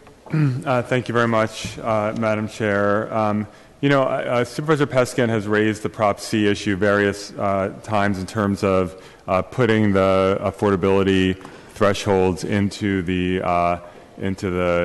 charter, and I want to just note that Prop C, which of course was adopted during a different time, was passed out of this board unanimously. Supported by the mayor, supported by the business community, by the affordable housing community, came out of actually a very broad-based, public, transparent process. I never heard Supervisor Peskin complain about Prop C, whether when it was pending at this board or during the election. Maybe I didn't hear everything you had to say. I opposed it. Okay. But this did come out of this building in a very broad-based way. And I agree that that percentage now needs to be taken out of the charter. And I don't agree with Supervisor Kim's statement about, well, that was the time to complain about 25%. When we put Prop C on the ballot, the whole point was taking the percentage out of the charter, establishing a temporary 25% threshold with the understanding that there would be trailing legislation that would then establish a more broad-based approach, understanding that not all projects are the same. And so I don't think it's the case that if you didn't oppose Prop C, then you have no right today to have an opinion about whether we should have a one-size-fits-all approach. In terms of specific projects, if you read this legislation, if you look at page 27, lines 7 to 14, it's very clear that this legislation, as it's being presented to us today, without naming the projects, is exempting certain projects from this increase. It's very, very clear that the authors of the legislation have been talking to different developers, which is fine. There's nothing inappropriate about doing that. But we know that there have been all sorts of negotiations in recent days and weeks in terms of what different kinds of exemptions are going to be and what the cutoffs are going to be. And we know that there have been winners and losers as a result. So I don't think it is accurate to say that this legislation was crafted in the ivory tower, sealed off from what projects were happening and not happening. We know that this legislation was crafted very much with the knowledge of which projects were going to be benefited and which projects were not going to be benefited. And I don't think that we should be pretending otherwise. Supervisor Peskin. Thank you, Madam Chair. And so I'd first like to reiterate what Supervisor Kim said, which is this trailing legislation didn't come along 4 days ago. It was introduced a month ago. It went to the Planning Commission. The Planning Commission wrote up a staff report. The Planning Commission reviewed it. Supervisor Kim and myself made changes to it. So with all due respect to my colleagues, it's disingenuous to say that it arrived 4 days ago. The changes were changes that happened through the process, but this is a piece of legislation that's been around for over a month. But through the chair to Supervisor Weiner, please tell me, what are those projects? What change needs to be made to this legislation that is not uniform? Supervisor Kim stated, I stated, This is being done absolutely uniformly pursuant to the unanimously passed resolution authored by Supervisor Norman Yee that we were trying to get approximately 200 units out of the pipeline. That led to the 1% bump that I previously reiterated, the 1.5% bump, the 2.5% bump. So please, if there's a change that you're proposing that you think is part of this smoky backroom deal, I want to know. Tell us what it is. Yes, have I gotten calls from any number of developers who would like to make more money or who will be inconvenienced? None of them, not one of them, or actually only one of them, who we previously spoke about, who's a day late and a dollar short, has said that this will kill their project. Not one of them, which is why you will hear later on today from the representative who represented the market rate housing developers, many of whom have long illustrative histories in this town, that they actually support this compromise. So please, through the chair, Supervisor Wiener, would you tell us what are you talking about? Supervisor Farrell. All right. I'd actually like to just take a second to talk to our, in response to some of these comments, just ask a few questions of our planning department. I know they have a separate presentation, my understanding is, on this matter. It was referred to by one of my colleagues that only one project has filed an application since January 12th. One market rate project. My understanding is that is incorrect, that there have now been a number of projects filed since then, and I just want to make sure we have all the facts. Supervisor John Ram with the Planning Department. I believe that there are 5 projects that have filed since that date. I'm actually checking the data right now, but I believe there have been 5 projects filed since that date. I'm not sure exactly on the total, but Ignore him. I think that's. I think there have been 5 projects filed since January 12th of this year. We're getting classy around here. Okay. That was a bit of a rhetorical question. I have that data as well in front of me, and my understanding is that represents well over 1,000 units.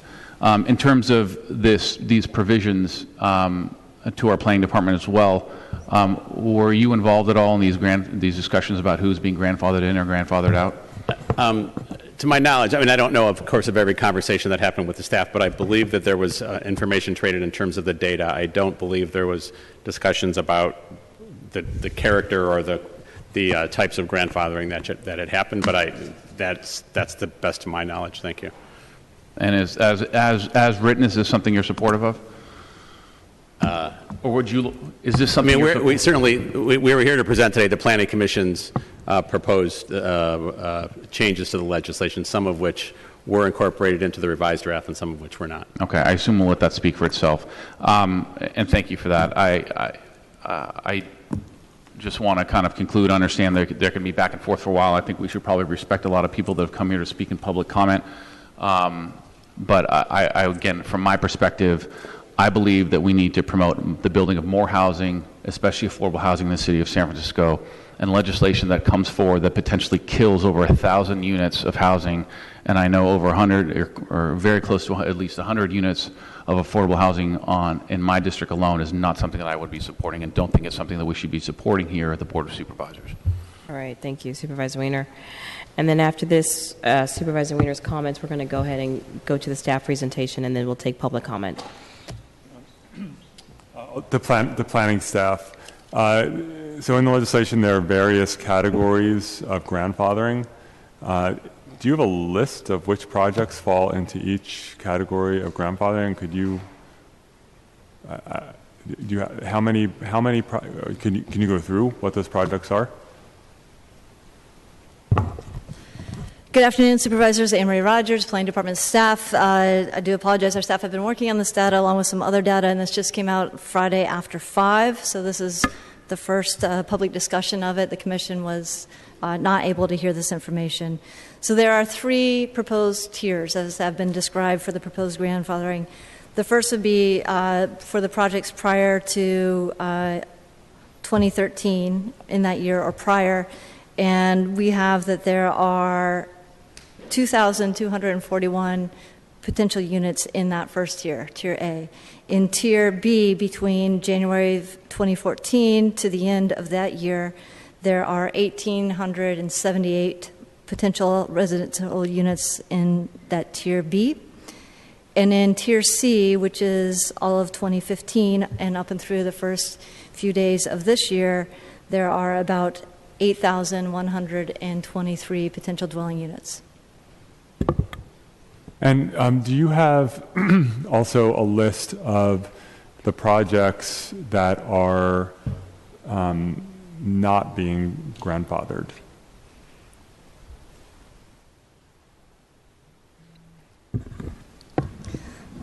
So of those potential projects that are not being grandfathered, it's a total of 5,246 potential dwelling units. And is that because I know there's, for any building that's over or 120 feet tall or taller, it gets no grandfathering? That's right. Those are buildings over 125 feet, and those are that are 25 units or more. I'm sorry, 125 feet or 120 feet? 120 feet or higher. Okay. So if you have let's say a building you're proposing 130 feet, and you filed your environmental application in 2014, what is your affordability percentage? It depends on the zoning district also. Okay. What would the range be?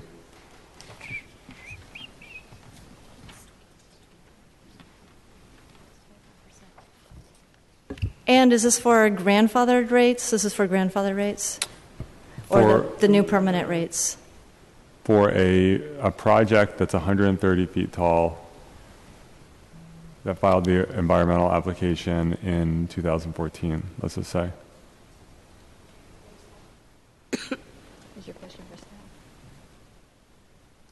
I believe that'd be 25%. Right, that was my understanding. So for that kind of project, they get really no grandfathering at all. So even though they have been in the pipeline for several years, they purchased their land based on certain assumptions about affordability. They went through the process. They're now going to do 25%, basically doubling.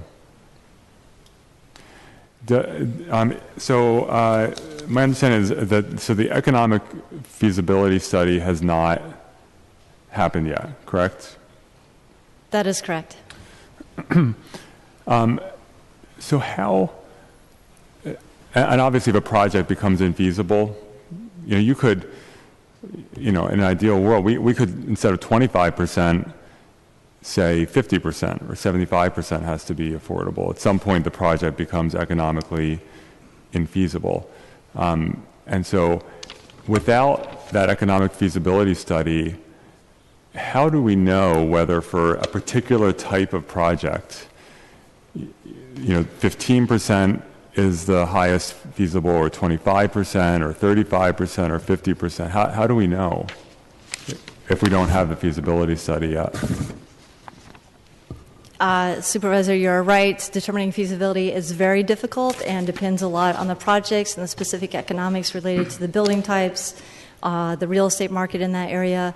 And unless you're the developer running the pro forma, we as a city probably do not have that understanding until we do our own feasibility study and can make some general assumptions. Which we have not done. That's correct.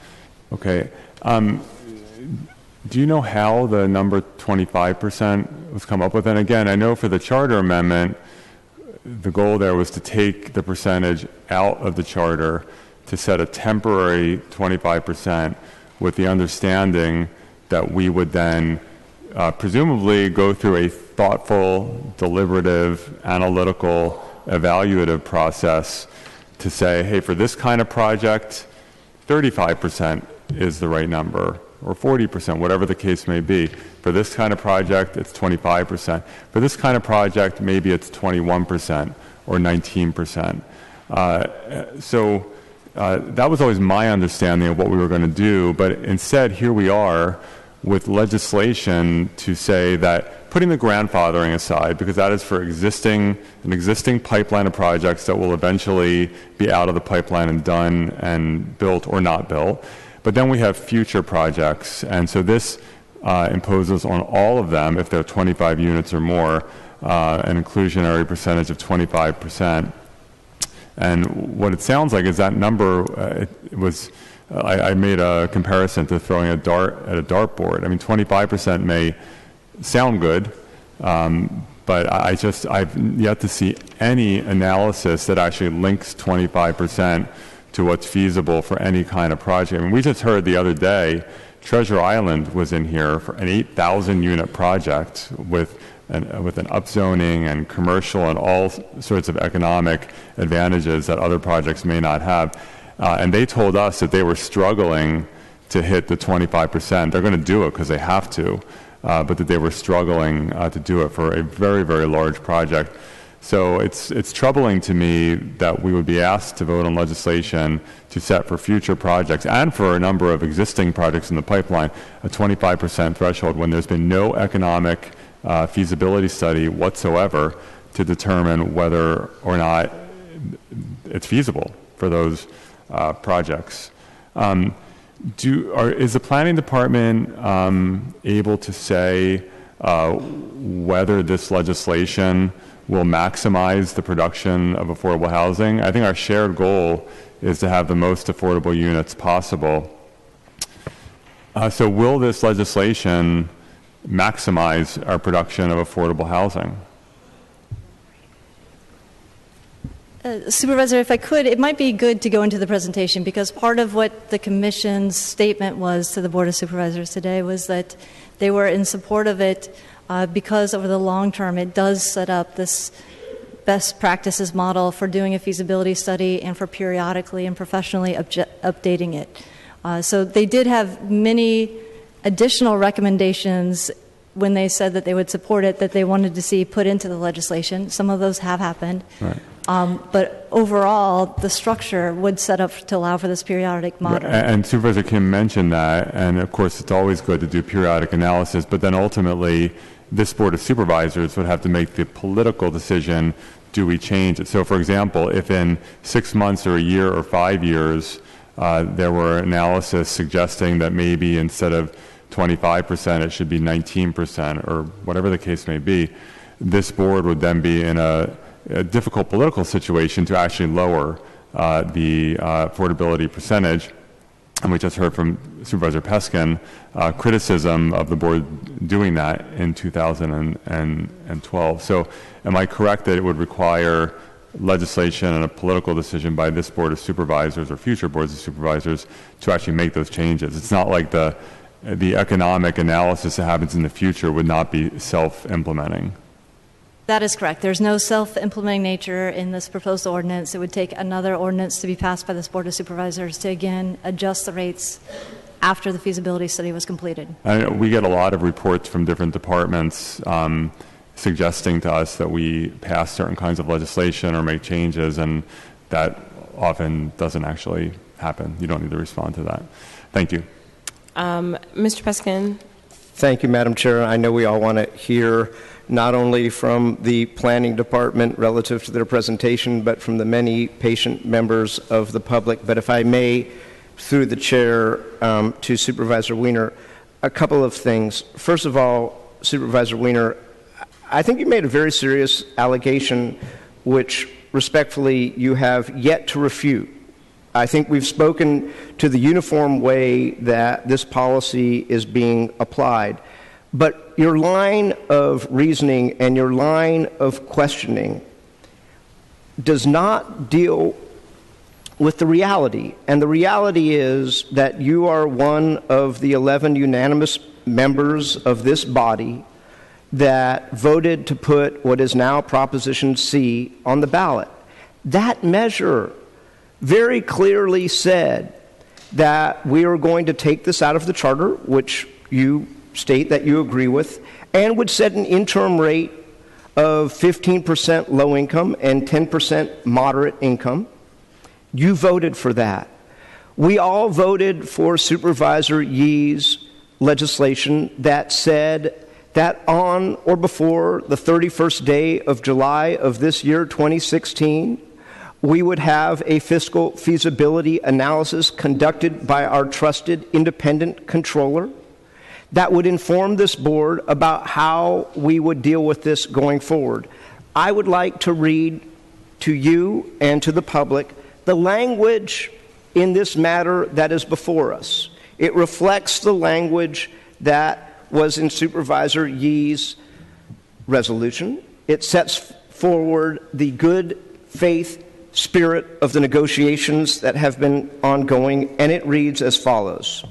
The Board of Supervisors has proposed, this is at page 43 of the trailing legislation, the Board of Supervisors has proposed to the voters a charter amendment that will appear on the June 7, 2016 ballot. The charter amendment would authorize the city to enact by ordinance subsequent changes to the inclusionary housing requirements, including changes to the minimum or maximum inclusionary or affordable housing obligations applicable to market rate housing projects. On March 1, 2016, the Board of Supervisors unanimously adopted Resolution number 79-16, declaring that 1, it shall be city policy to maximize the economically feasible percentage of affordable inclusionary housing and market rate housing development to create housing for lower and moderate/middle income households. 2, if the voters adopt the proposed charter amendment on June 7th, the board intends to adopt a future ordinance requiring the controller and other city departments to conduct a periodic economic study to maximize affordability in the city's inclusionary housing requirements. This is that ordinance. And 3, the future ordinance would create an advisory committee to ensure that the economic study is the result of a transparent and inclusive public process.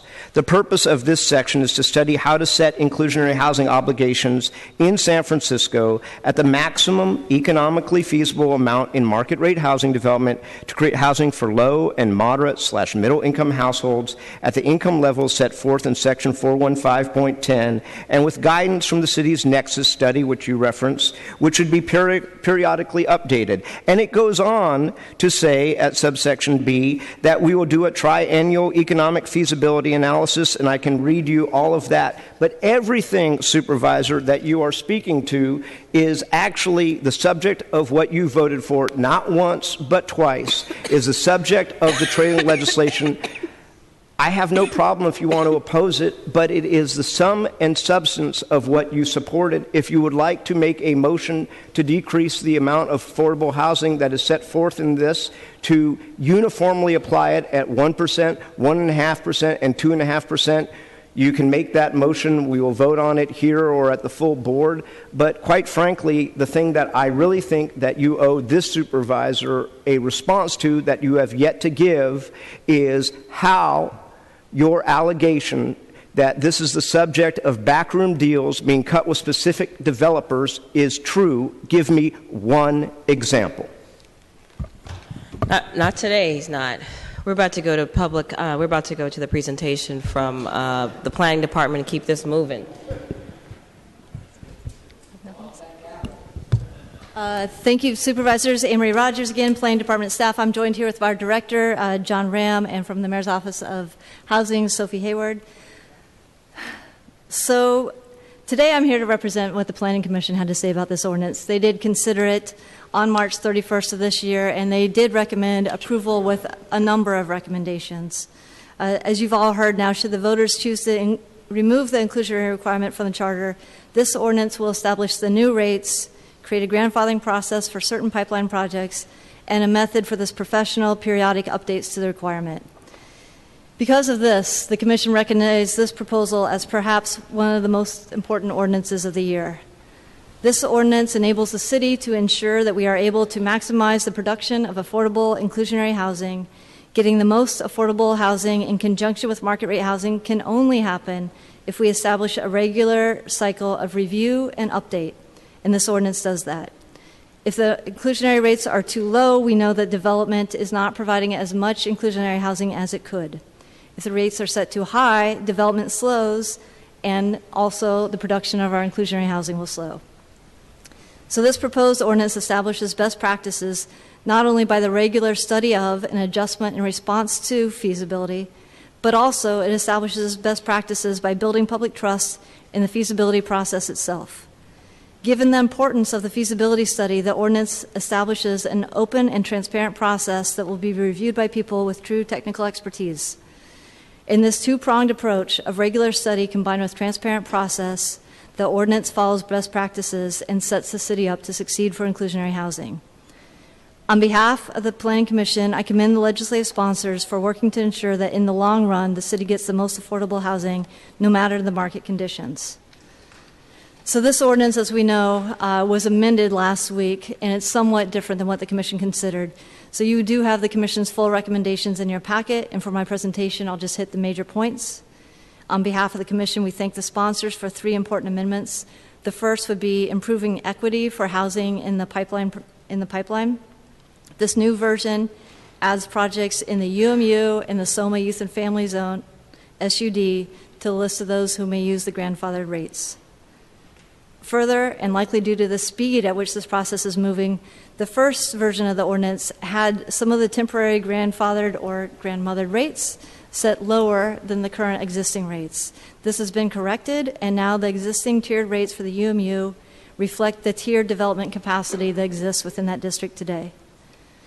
The new version also appropriately ties the use of feasibility studies in relation to state density bonus projects only to and in association with the concessions and incentives, and instead of the overall density for the project itself.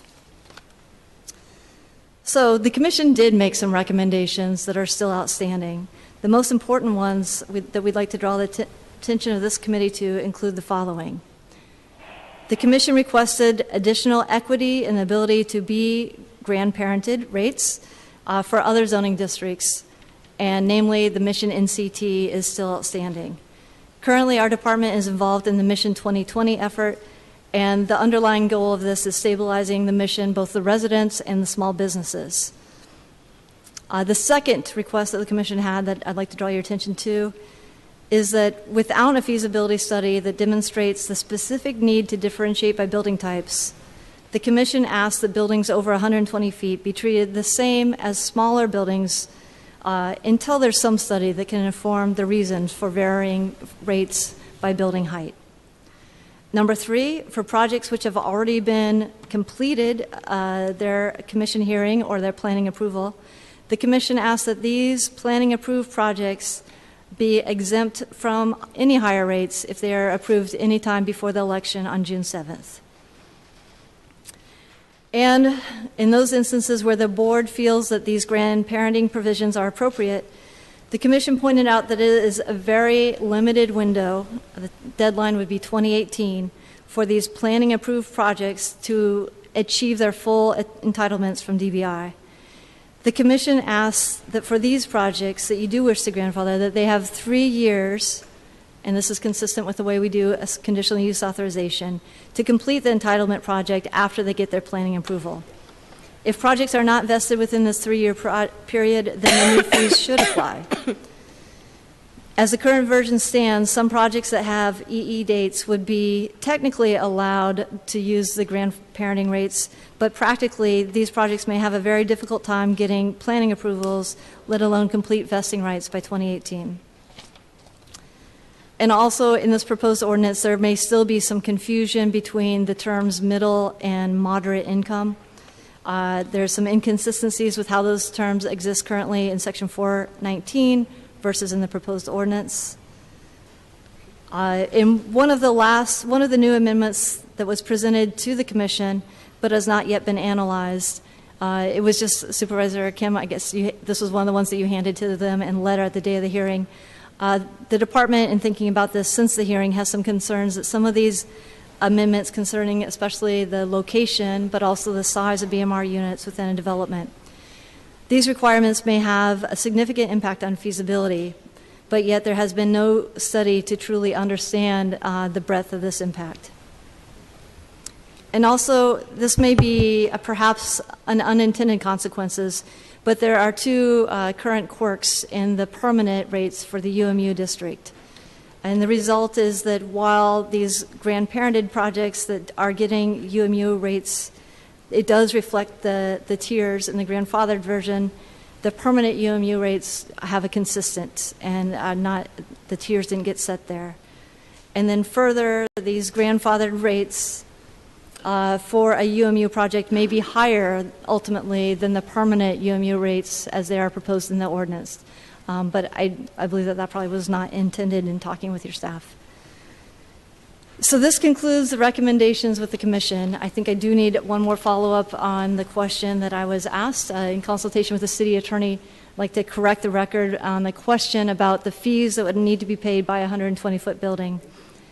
120-foot buildings that elect to do the on-site provision, they can use the grandfathered rates. The only place where you can't, if you're that high, is in the Mission NCT district. However, if these 120-foot or higher buildings elect to do off-site or pay the fee, that's when they are not eligible to use the grandfathered rates. And I'm hearing some whispering over there, but if the city attorney has a correction, she has it right and I have it wrong, I would definitely defer to the city attorney on that. So again, the department appreciates the project sponsors and this body's efforts to establish fair rules based upon a study in the future, and that is certainly the best way we can maximize the production of affordable inclusionary housing. Anne-Marie, we have a couple questions for the planning. I've got just one in particular that I'm going to post out there to the planning staff. So it's my understanding that the way the substitute ordinance is written, there are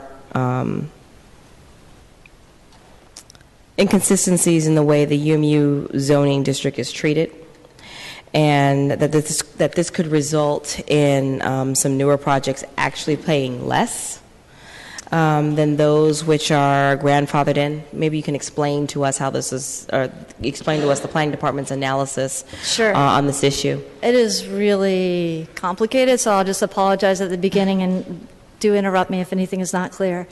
So it is possible for a grandfathered project in the UMU to pay a higher rate than a totally new project. And this is because there were some set percentages that were added to the various fee tiers. There are 3 tiers in the UMU, A, B, and C. So if you are doing a grandfathering, say you're in tier A, depending upon the date of your EE app, your rate would either be 28%, 30.5%, or 33%. Whereas anybody who's not grandfathered would always pay 33%. And then if you look at tier C, that's when it gets really the most confusing. So in tier C, depending on the date of your EE application, your rate would be either 32%, 34.5%, or 37%. And if you were one of the projects that was not eligible for grandfathering because you're very new, it would just be 33. So grandfathering 37, higher than the new permanent rate of 33. And I don't believe that was the intent, though. That was not the intent, just to address that. So we are capping out at 33%. So that was, thank you for pointing that out. We had not realized that change. And so our intention is to cap out at 33% for all of these projects per, your pointing that out to us. Thank you for that clarification. So that should make all the UMU consistent now, grandfathered or not. From a policy perspective, did the department or the commission agree on this approach? So this is a new change, and it's part of the confusion. With the commission reviewed an earlier version, and at that time there was no reflection of the different tiers, which reflect different development capacity within the UMU. So after pointing that out, the tiers were recognized in the grandfathered section, but not in the permanent fee rates.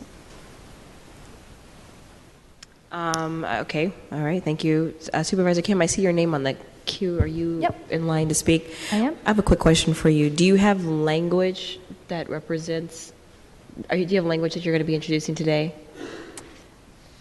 So we have language on the cap at 33%. So will this accomplish the uniform treatment of the UMU? Yeah, so this will lead to the point that was brought up by the planning department to make the UMU now consistent, whether you are grandfathered or not. So if you are not grandfathered, you're capped at 33%. If you are grandfathered, you are now capped at 33%, and you will not go above that. So that change I will ask this committee to make a motion to amend. But just to summarize, by the way, there's so many numbers and technical adjustments here. The baseline of the summary of changes that are reflected in the substitute legislation following our hearing at the Planning Commission is that we are making the bumps, the 1% for 2013 and prior, 1.5% for 2014, 2.5% for 2015, is now applied citywide, including Eastern Neighborhoods, UMU, and MUR. So in response to the Planning Department, we did want to make that consistent because originally we actually did not grandfather in those parcels because the Eastern Neighborhoods Plan states that they can do more affordable housing. And so our original intent was to ask them to do more. Now, we are still asking them to do more, but we are now just making uniform the bumps to all of those projects. The exception, of course, is for buildings of 120 and above. And that is really because we believe that you can do more affordability as you build more housing. And that is generally what we've seen in the past with previous developments. So that is the one exception to that rule. Finally, actually, this is really a question, and I'm not sure if this goes to the Mayor's Office of Housing or to the Planning Department, but it was brought up today. This is a new point of feedback to the authors that maybe the BMR mix requirement isn't what the Planning Department would like to see us include in this legislation.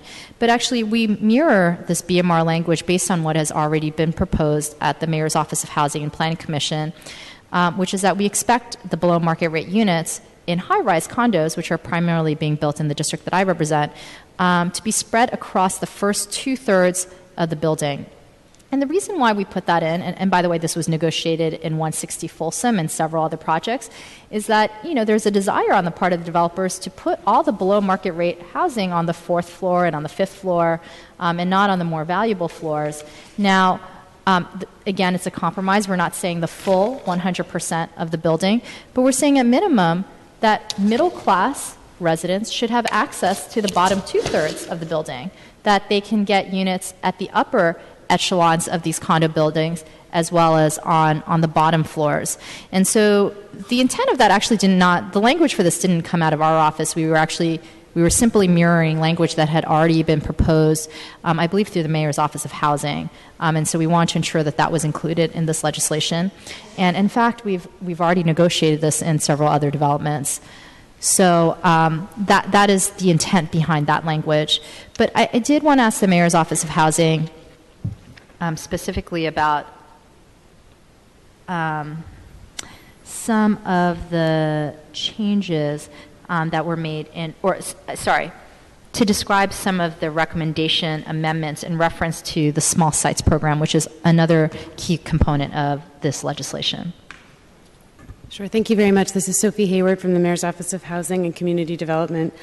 We had a couple of recommended changes only to make implementation easier, and they relate primarily to Section 415.2 in the definitions. We are hoping to ensure that the inclusionary housing fees can, in fact, be used to support the Small Sites Fund and the Small Sites Program. So our suggestion I'm sorry, Ms. Hayward, which page is that on? I believe it's page 22 for you, but it's Section 415.2. Got it. It is perfect. Okay. So our suggestion is that you add a sentence. This would help us use inclusionary housing funds to support the small sites. And the additional sentence at the end, so it would be on page 11, line 11, would read, for the purposes of the small sites fund defined in section 415.5 F2 and the small sites program and its parameters as periodically updated and administered by MoCD, low income, moderate income, and middle income are together defined as affordable to households that earn or will earn an average of 80% AMI.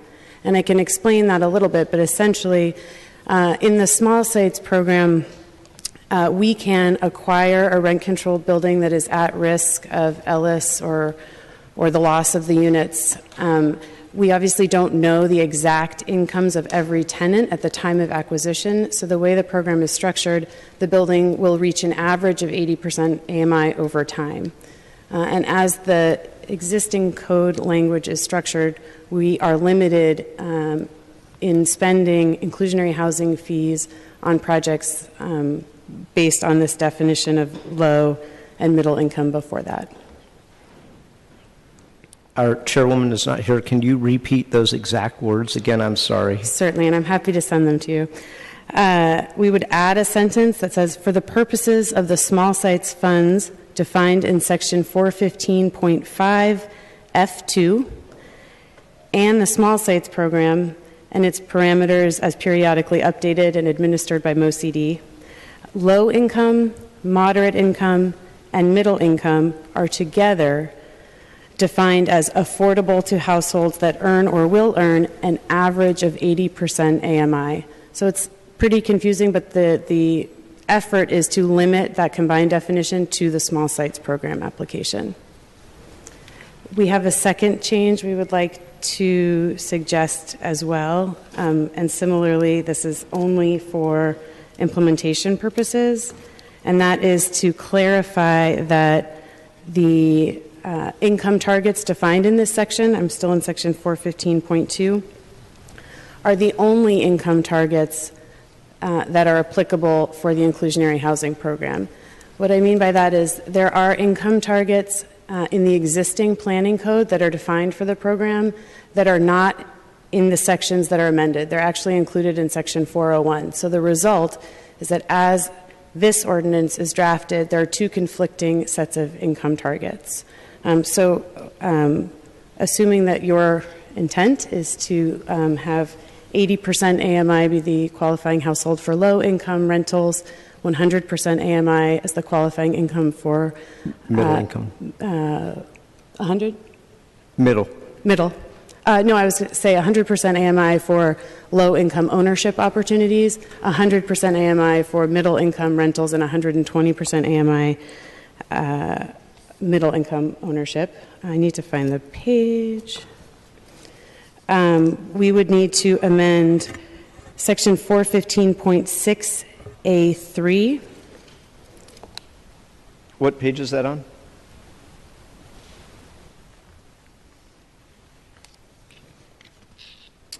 Page 36.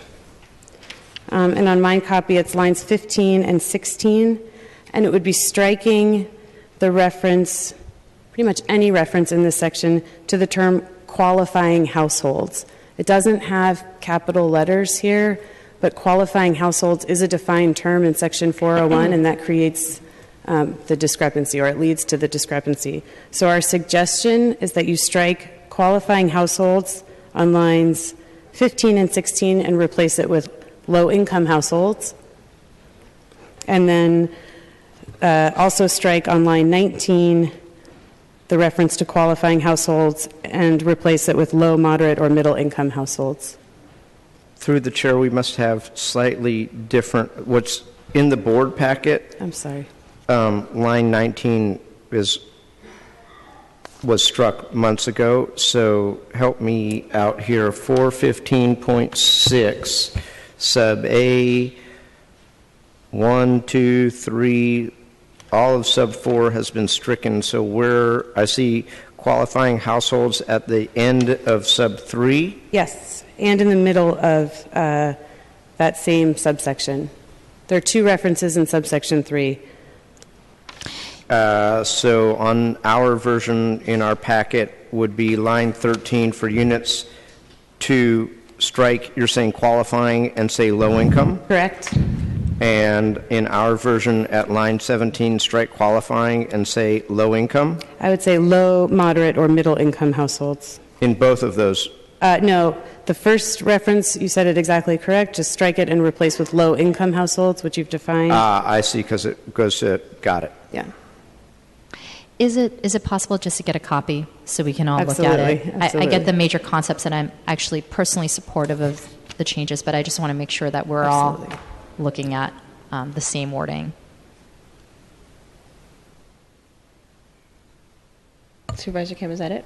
That is it. All right, I'd like to go back to the city attorney and give Deputy City Attorney Kate Stacy an opportunity to talk about grandfathering.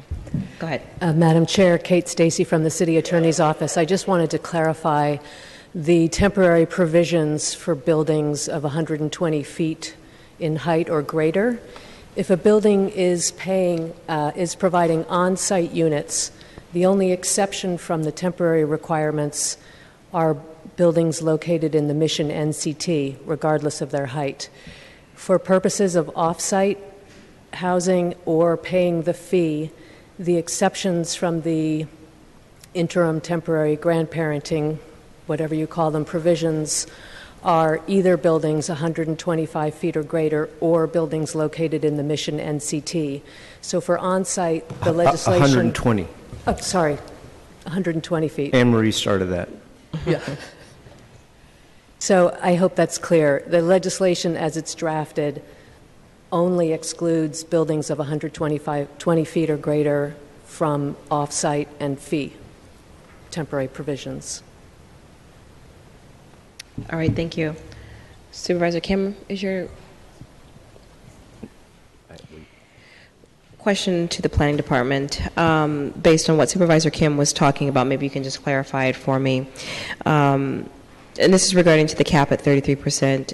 Does it or does it not treat all of the UMU projects uniformly? Anne Marie Rogers again, Planning Department staff. I believe that as it was described, the cap at 33 would still not acknowledge the different tier rates in the permanent UMU proposals. So it would set everything at 33% if it was an offsite or the fee, instead of having sequentially higher amounts for the different A, B, and C tiers that exist in the UMU. So Supervisor Kim, are you not looking to address that? Are you? Well, here's the issue. So there's two ways to be consistent, right? So one way is to say, if you are, in 2013 and you get a 1% bump, then a 1.5%, then a 2.5% bump, that we treat everyone the same. And we do that for on-site. Where it gets complicated is the off-site. So the off-site, the bump is at 5%, then 7.5%, and then 10%. Where the problem is that if you are grandfathered, that in some cases, if your bump is at 10%, that you actually go above the 33%. So if we were to be truly consistent with all the bumps, yes, we would not cap it at 33%. But if we want to make it consistent with projects that aren't grandfathered, because those projects are capped at 33%, then we cap it at 33%. So that is my understanding of the discrepancy, Ms. Rogers. Is that not the case? So what we are doing here instead is we are saying, yes, we acknowledge all the bumps. All the bumps get treated according to all the projects, all uniformly, but up to 33%. So you might, if the bumps were truly accorded consistently, you might be at 34.5%, you might be at 37%, but we're saying, you know what, we believe that 33% is the max, and we're going to cap it at that rate. And if you were not grandfathered in, 33% would be the maximum. Does that make sense? It does make sense. I raised two issues, and your method of capping at 33% solves the problem of the grandfathered projects maybe paying a higher rate than the permanent projects. Right. The other problem I described is still out there, but maybe perhaps, as you're saying, as a policy call, is in the permanent rates, there is no differentiation by the tiers. The rates are set the same for off-site, on-site, and fee, so regardless of the existing tiers within the UMU zoning of A, B, and C. So can we just actually just walk through an example? Let's say you're Sure. at Tier A or you're at Tier C. Okay. And you are a 2015 project. So how are we treating those projects Okay, differently? that part I think you're addressing. So I think you're addressing the grandfathering rates because you did add tiers for the grandfathering. Right. I'm now talking about the permanent rates. And so in Tier A, currently the off-site requirement in the UMU is 23%.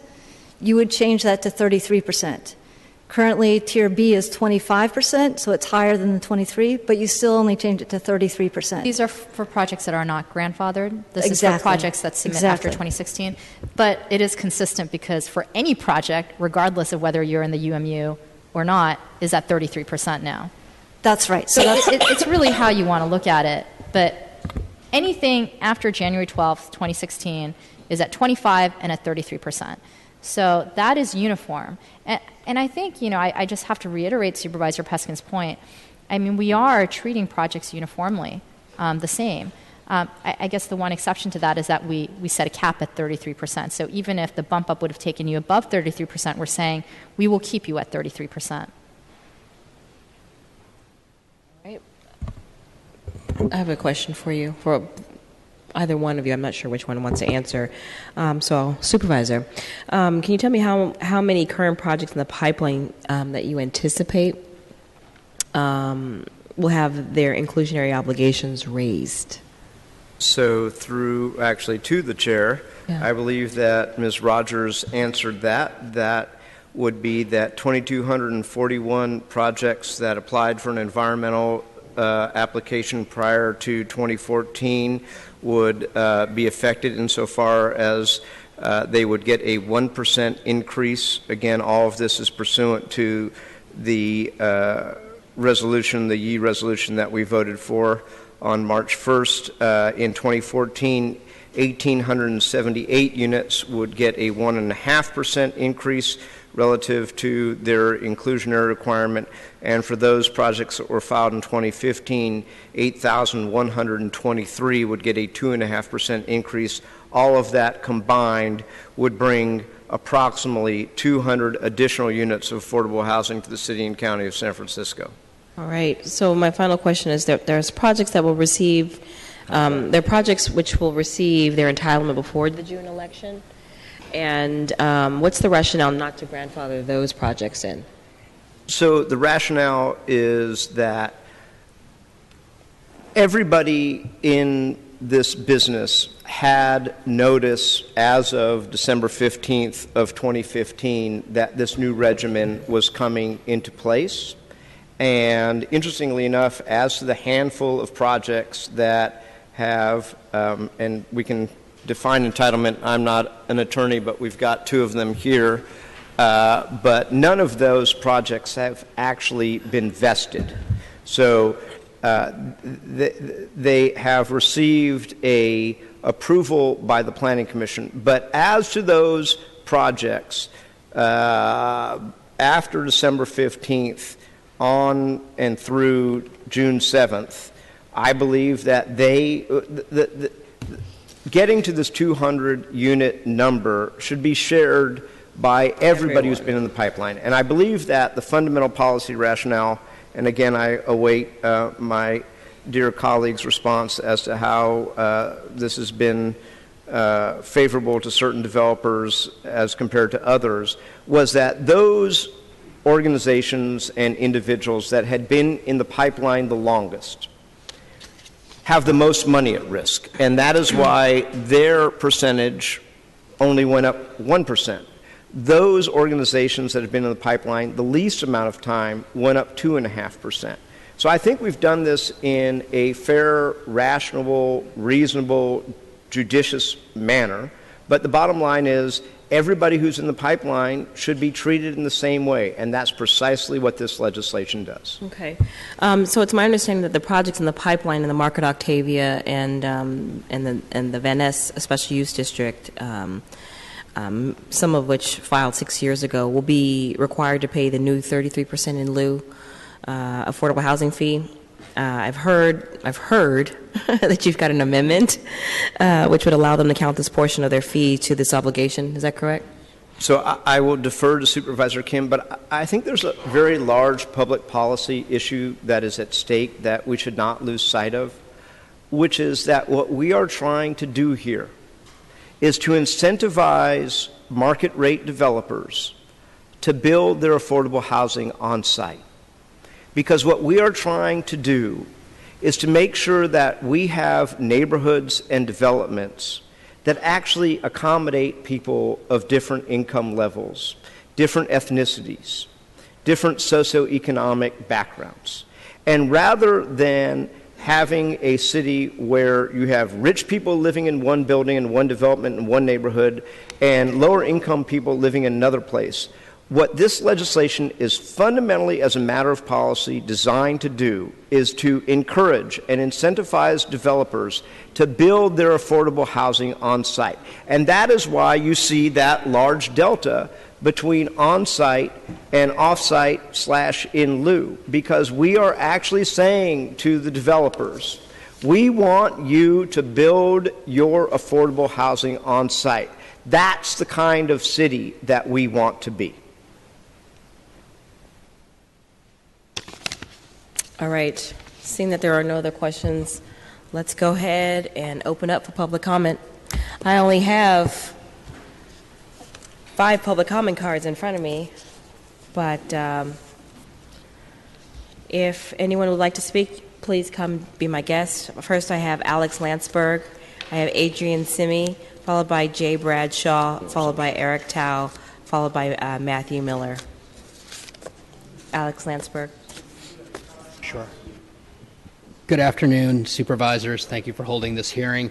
My name is Alex Landsberg. I'm a researcher with the Northern California Carpenters Union. I had expected a few folks to speak ahead of me that are going to be following. Just a couple points on as we're walking through, as we're discussing this grandfathering legislation. A couple things that I want to make sure you all remember and understand. First of all, construction workers, the people building the housing that we're talking about, are never part of the affordable housing calculations. The way our Nexus studies are performed, they are not in there. So when we lower their wages, when we essentially incentivize developers to cut their wages and to use low-road construction workers, what we're actually doing is increasing our affordable housing needs. Number two, we're talking about treating all developers the same, talking about really making this uniform. Well, I don't know if anybody noticed, but we're cutting out projects of 10 to 24 units. There's about 500 projects in there, at least by my view, of the pipeline. Now, the important thing to remember, and you'll see a little bit more about this, these projects paid less for their land. They pay far less for their labor because, as you will see in a minute, they have extremely low-road labor practices, but they charge rents and sales prices very similar to what all the other projects are charging. So if we're talking about uniformity, let's make sure we don't leave out the low-road builders.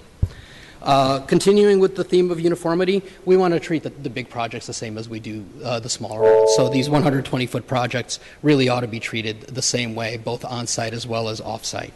And lastly, I think I followed the UMU-NCT discussion. Don't break them out separately. Again, let's have the watchword of being treat everybody the same. Let's be consistent throughout this process. And from there, I'm running out of time, but you'll hear from some more of my colleagues, and you can see a lot of my brothers and sisters here in the audience for their jobs. Thank you. Thank you very much. All right, the next speaker card that I have in front of me belongs to Adrian Simi. Good afternoon, supervisors. Adrian Simi, Carpenters Local 22 Field Representative. Years ago, Local 22 started and funded City Build to bring carpenters into good jobs, resident carpenters from San Francisco. We have apprenticeships. We still are supporters of City Build. As a matter of fact, our financial secretary runs the program. This is one way for San Francisco residents to come in, get a good job in the city with a pension, apprenticeship, serve an apprenticeship, raise a family, and we want to keep this. We don't want our jobs cut. We don't need jobs killed. We don't need developers and developments killed. This is our livelihood. We've got a lot of programs, a lot of jobs that once a job is finished, we move on to the next. So these aren't jobs where you stay in for 25 years. Sure, you can work for 25 years, but we have to go from project to project. And these brothers and sisters, apprentices, journeymen and women that are here in the audience are carpenters just like that. We move around from job to job. We get on a job, work till it's done, and we look forward to the next one. We can't have development or killing jobs in San Francisco. We just can't have that. We need to continue building, to keep working, and we'd like you to support that. Thank you. Thank you. Next card I have is for Jay Bradshaw. Good afternoon, supervisors. Jay Bradshaw, Director of Organizing for the Carpenters Union, proud member of Local 22. So I'd like the carpenters to stand up today. And you know, most of our folks are working this time of the day, but a lot of them saw it important enough to come down today. And since I've been following this, and there was a lot of talk and discussions and developers and labor organizations and everything else, we were without a doubt left out of that process. And people can say all they want, well, we didn't know, and this and that. There is no building trades union in this town that turns out like we do, more engaged than we are in City Hall. So while that's the past now, certainly looking forward, people leave us out of the process really at their own peril for good policy. I'll just put it to you like that. I tend to be the guy from the Carpenters Union, the person from the Carpenters Union that goes into developers and gets commitments for union jobs, very close to those economics. And I will tell you, despite what's been said today from certain supervisors, the clarion call went out to me like 3 weeks ago, like, our projects are at risk, right? Now, there's been a lot of movement since then, some of it in the right direction. We certainly hope it continues to go that way. We would like to help with that process. I find it a big problem, though, that folks like the Residential Builders Association are getting special consideration in this. That's a problem, and that should not happen. So again, I'll echo what Alex said. It should be uniform across the board. And if you put too much on it, we're going to look at, again, now developers sitting on land, coming in, and they'll tell to us, right, and the other trades follow us, that we can't afford it to be a union. And that's a fact. Thank you. Thank you. Eric Tow's next. Supervisors, Eric Tao, AGI Avon, market rate housing developer. Thank you for the kind words. I do want to be honest, though. When we first started these negotiations, we asked for grandfathering to be 0 bumps, no percentage increases, as is status quo until 12/31/16. At the beginning, I am a capitalist, a developer. We want to maximize our profits and invest with as little restrictions as possible. I'm also a realist. We build for San Francisco. We build for San Franciscans. San Francisco is a diverse city. Everybody wants to live here because of this special sauce, this mix of people, the people here, people there, everywhere, this diversity, this inclusiveness. And that's the reality. So we embarked on negotiations, how to maintain that diversity, how to serve the people of San Francisco by building for them, who are represented by you, by the mayor. So we engage the mayor, we engage the supervisors to figure out what can we do to serve the people of San Francisco and serve our investors. And that's how we came to this legislation that is before us today. It's not perfect. There's still people being left out. There's still projects being hurt. But I just want to be clear. It serves many purposes. We are trying to maximize our investments, but we're also trying to serve San Francisco and develop into San Francisco that we know and love today. And I think that after all that process of 2 months of negotiations, we are very, very close to having the deal that was approved by resolution in conjunction with the Charter Amendment a couple of months ago. Thank you. Thank you. Next speaker, Matthew Miller. Good afternoon. My name is Matthew Miller. I'm a labor compliance investigator for the Carpenters Union, Local 22. And one of the functions of my job is to investigate construction projects for wage theft, which is a billion-dollar problem in California right now. I have been to a number of the smaller non-union 10 to 24 unit residential projects in San Francisco to interview construction workers, and I ask a lot of questions, and the answers are disturbing. Most of these workers are making $15 to $20 an hour, and that's not a living wage in San Francisco. For that reason, they are commuting from as far as Stockton in some cases. Essentially, this work is being outsourced. And I see all sorts of problems. Workers are shorted on their hours, not paid overtime, and denied their breaks. Their lives are threatened by serious safety violations. Also, the low-road contractors can meet their bottom line and make profits off the backs of hardworking people. I ask all the workers I come across if they receive health care, and they don't. This means that these contractors aren't contributing to the health care security ordinance. This is another form of wage theft, stealing health care, which San Francisco considers a right from working people. With all these factors, a fair contractor paying area standard wages and benefits cannot compete. Increasing the burdens on these larger projects will lead more developers to use those same types of contractors. We know that developers have obligations to their investors and must and most won't sacrifice their own returns to ensure that their workers are treated fairly. Given the choice between low profits and good labor practices or high profits with questionable ones, we can guess that many will go towards non-union, low-road, cheating employers who don't pay the area standard wages and benefits and don't follow the same rules that fair contractors do, which include policies that were intended to uplift San Francisco, like City Build, our local hire ordinance, and using apprentices to train our future workforce. Instead, these burdens subsidize cheating contractors and open the door for more wage theft in San Francisco. Thank you. Catherine DiVincenzi. Catherine DiVincenzi, followed by Robert Tilleman.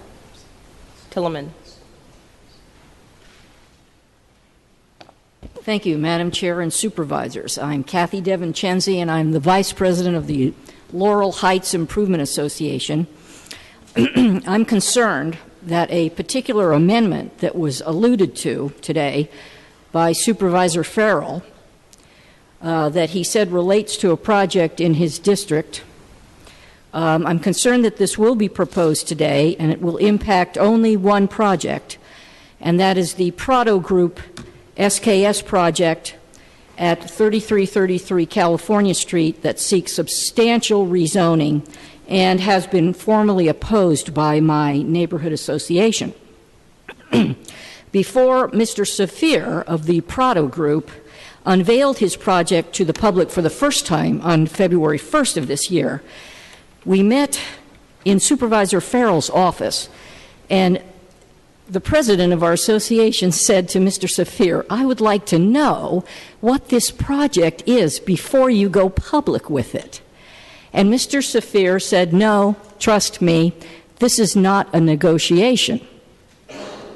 Now, all of this and the inadequate public planning process is confirmed in a letter that our association sent to the developers and the supervisors, and I brought one copy for the record and one for each member of the committee. These developers are seeking a major rezoning change to build 2 blocks of lucrative retail shopping, which is not allowed by the zoning. And we've been told that the process will take years. The developers are seeking support for rezoning, and on April 12th, less than a week ago, this developer, Mr. Saphir, he made a whopping $2,500 contribution to Supervisor Farrell's DCCC campaign. And now it appears he's asking for some kind of an amendment behind the scenes that will serve only the profit of the private investors. Yes, Ms. DiVincenzi, that's the time. You know that. No, you may not continue. Okay, look at all these people here. I just asked. I know. I'm going to have to say no. Okay, Robert Tilleman, you're up next.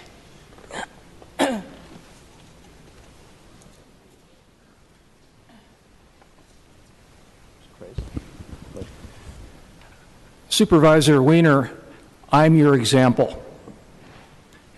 My name is Bob Tillman, and I have a 73-unit project in the Mission. I received PPA approval in March of 2014. I filed my environmental evaluation in June of last year. I put about $400,000 of my own money into getting this project entitled. And I would like to have an explanation from the committee as to why my project should be subject to almost twice as high an inclusionary percentage as other projects in the city. You see, I'm located in Mission NCT. I would like to thank Supervisor Peskin for his remarks stating that all developers should be treated the same. And I presume that Supervisor Peskin will be introducing an amendment to this legislation that will do exactly that. At least I hope so. So thank you very much. Thank you. Thank you, Mr. Tillman. I will. Next speaker. Next speaker, come on. Good afternoon, Supervisor. The increase of affordable housing means generosity of government housing funding for feasibilities of set locations, affordabilities, availabilities for consistent and better connection of efficient networking of all areas, related areas of organizations, developer, and individual shall facilitate the gathered effort for solving the problem of all these projects for low income and moderate income targeted citizen people of qualified household without having further conflict of project ordinance. Building affordable housing on site, I support that. Please put forward with this set goal policy or project for striking results with good considerations. As we have seen, for example, of today's citizen people of the environment, so think diversity for public services, of people's living benefit, of people's civil rights, of people's diversified culture, of people's passion, of people's wisdom, of people's destiny. Thank you. Good afternoon, Supervisors. Joel Koppel with the Electrical Workers Local 6. More of the building trades reps would have been here today. They're in Washington, D.C. for a legislative week-long conference. I'd like to start off by echoing the words of Scott Weiner and Mark Farrell and also Alex Landsberg from the Carpenters. You've seen me at the Planning Commission hearings and here at the board speaking for development projects that are going to utilize local contracting businesses, that are going to employ local residents, that are going to pay them a livable area standards wage with health care and benefits, which they will eventually end up spending here in the city, reinvesting in those other local businesses. We're not in favor of the cutout given to the smaller projects typically, which we're not a part of, with there not being a nod to the projects that do step up and commit to using those local contractors, local hire residents, local apprentices that are trained here in our local training facilities and paid that high wage. We're here last week speaking in favor of a 10-floor height increase for a project that will increase the number of affordable units at a high transit area of the city. And then we're also seeing at the same time a project on the Van Ness corridor, another highly traveled transit corridor, where this project on Van Ness was within the 130-foot height limits that have been there for decades, and now they're being cut by one floor, and now this project may not even be possible. We're just hoping that we can use legislation to promote and enable the developers to create more affordable housing and not to prohibit it. Thank you. Thank you. Next speaker. Your Supervisors, Juan Carlos Wallace from Oryx Partners. Thank you for your time today and for a vigorous debate, which I firmly believe is on probably the most important legislation affecting housing for the remainder of this decade, if not longer. And I would encourage you, in the spirit of the feasibility part of this, to look at what the pipeline of new projects being filed, PPAs and EAs, is in the first quarter of this year compared to previous years. I don't have the data, but you probably have access to the data, and I would firmly believe that you're seeing a decrease going forward. But that's not what I came to talk about today. I urge you to consider looking at specifically the impacts of grandfathering as it pertains to certain projects that are code compliant, that have community support, and they're compliant in the Van Ness corridor with heights that have been in place since 1995, which we have one such project. There are others like us, others that may not have submitted their EAs as early as we have. We've been in process for 2 years. When we bought the land 2 years ago, the fees were set at 17%. I understand the policy direction, Supervisor Peskin, of wanting housing to be built on site, but that is simply not feasible for some projects that have baked in their costs for the last 2 years and that are looking at for-sale housing.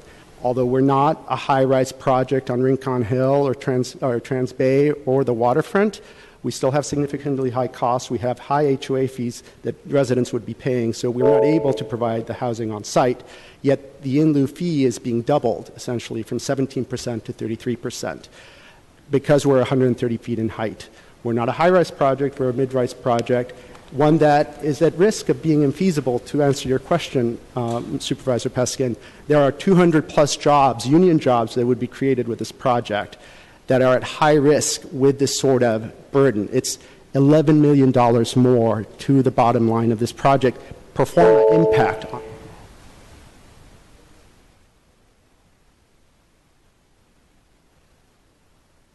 Thank you. Next speaker. Hello, Supervisors. I'm Marlene Morgan, President of Cathedral Hill Neighbors Association, also member of the San Francisco Neighborhood Network and the Coalition for San Francisco Neighborhoods. I want to say I'm a major fan of this legislation. This is fantastic legislation to build more affordable housing, both at the lower level and the mid-level, particularly through market rate development, where we're seeing most of the housing built right now. Adding that to the mix of affordable units is wonderful. We support it. We're going to do everything we can as San Francisco residents to make sure that it's fully implemented. However, there is a slight problem in the grandfathering right now, particularly on Van Ness Corridor. And I'm speaking particularly to Supervisor Peskin and Supervisor Kim, whose districts are both on the Van Ness Corridor.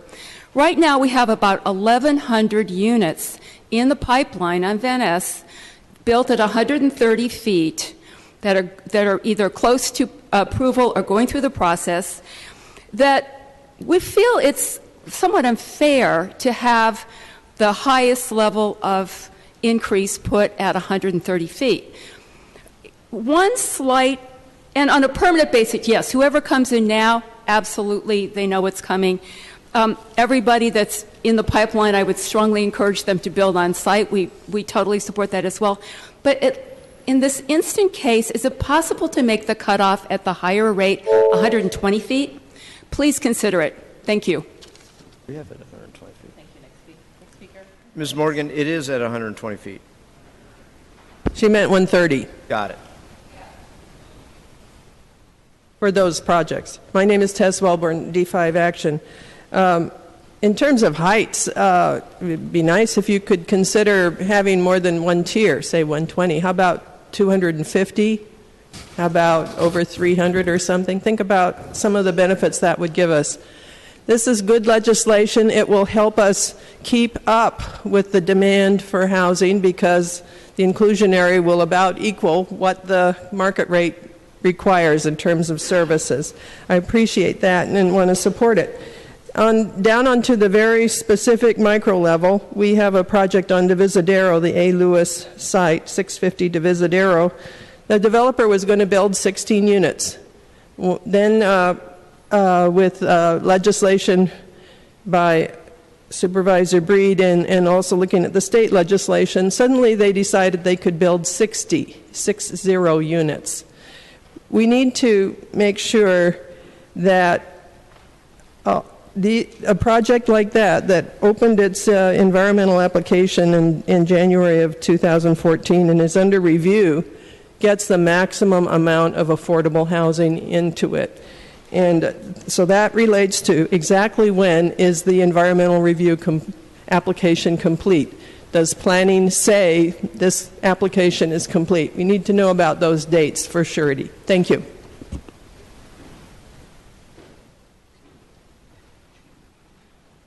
Hi, Sonia Traus, SF Bay Area Renters Federation. My question now is, why be so generous with developers? Why are we doing any grandfathering at all? Why stop at 200 units? Why not have no grandfathering and require 25% for everything in the pipeline? What's that? Is it because if you did that, this whole measure would have been destroyed by developers? That would have gone down in flames. Having 25% affordability would have killed projects. And the developers who had those projects would not have allowed them to be killed, and they would have defeated the whole measure. Instead, they got grandfathered. So every single project grandfathered is an example of a project that made a backroom deal. Thanks.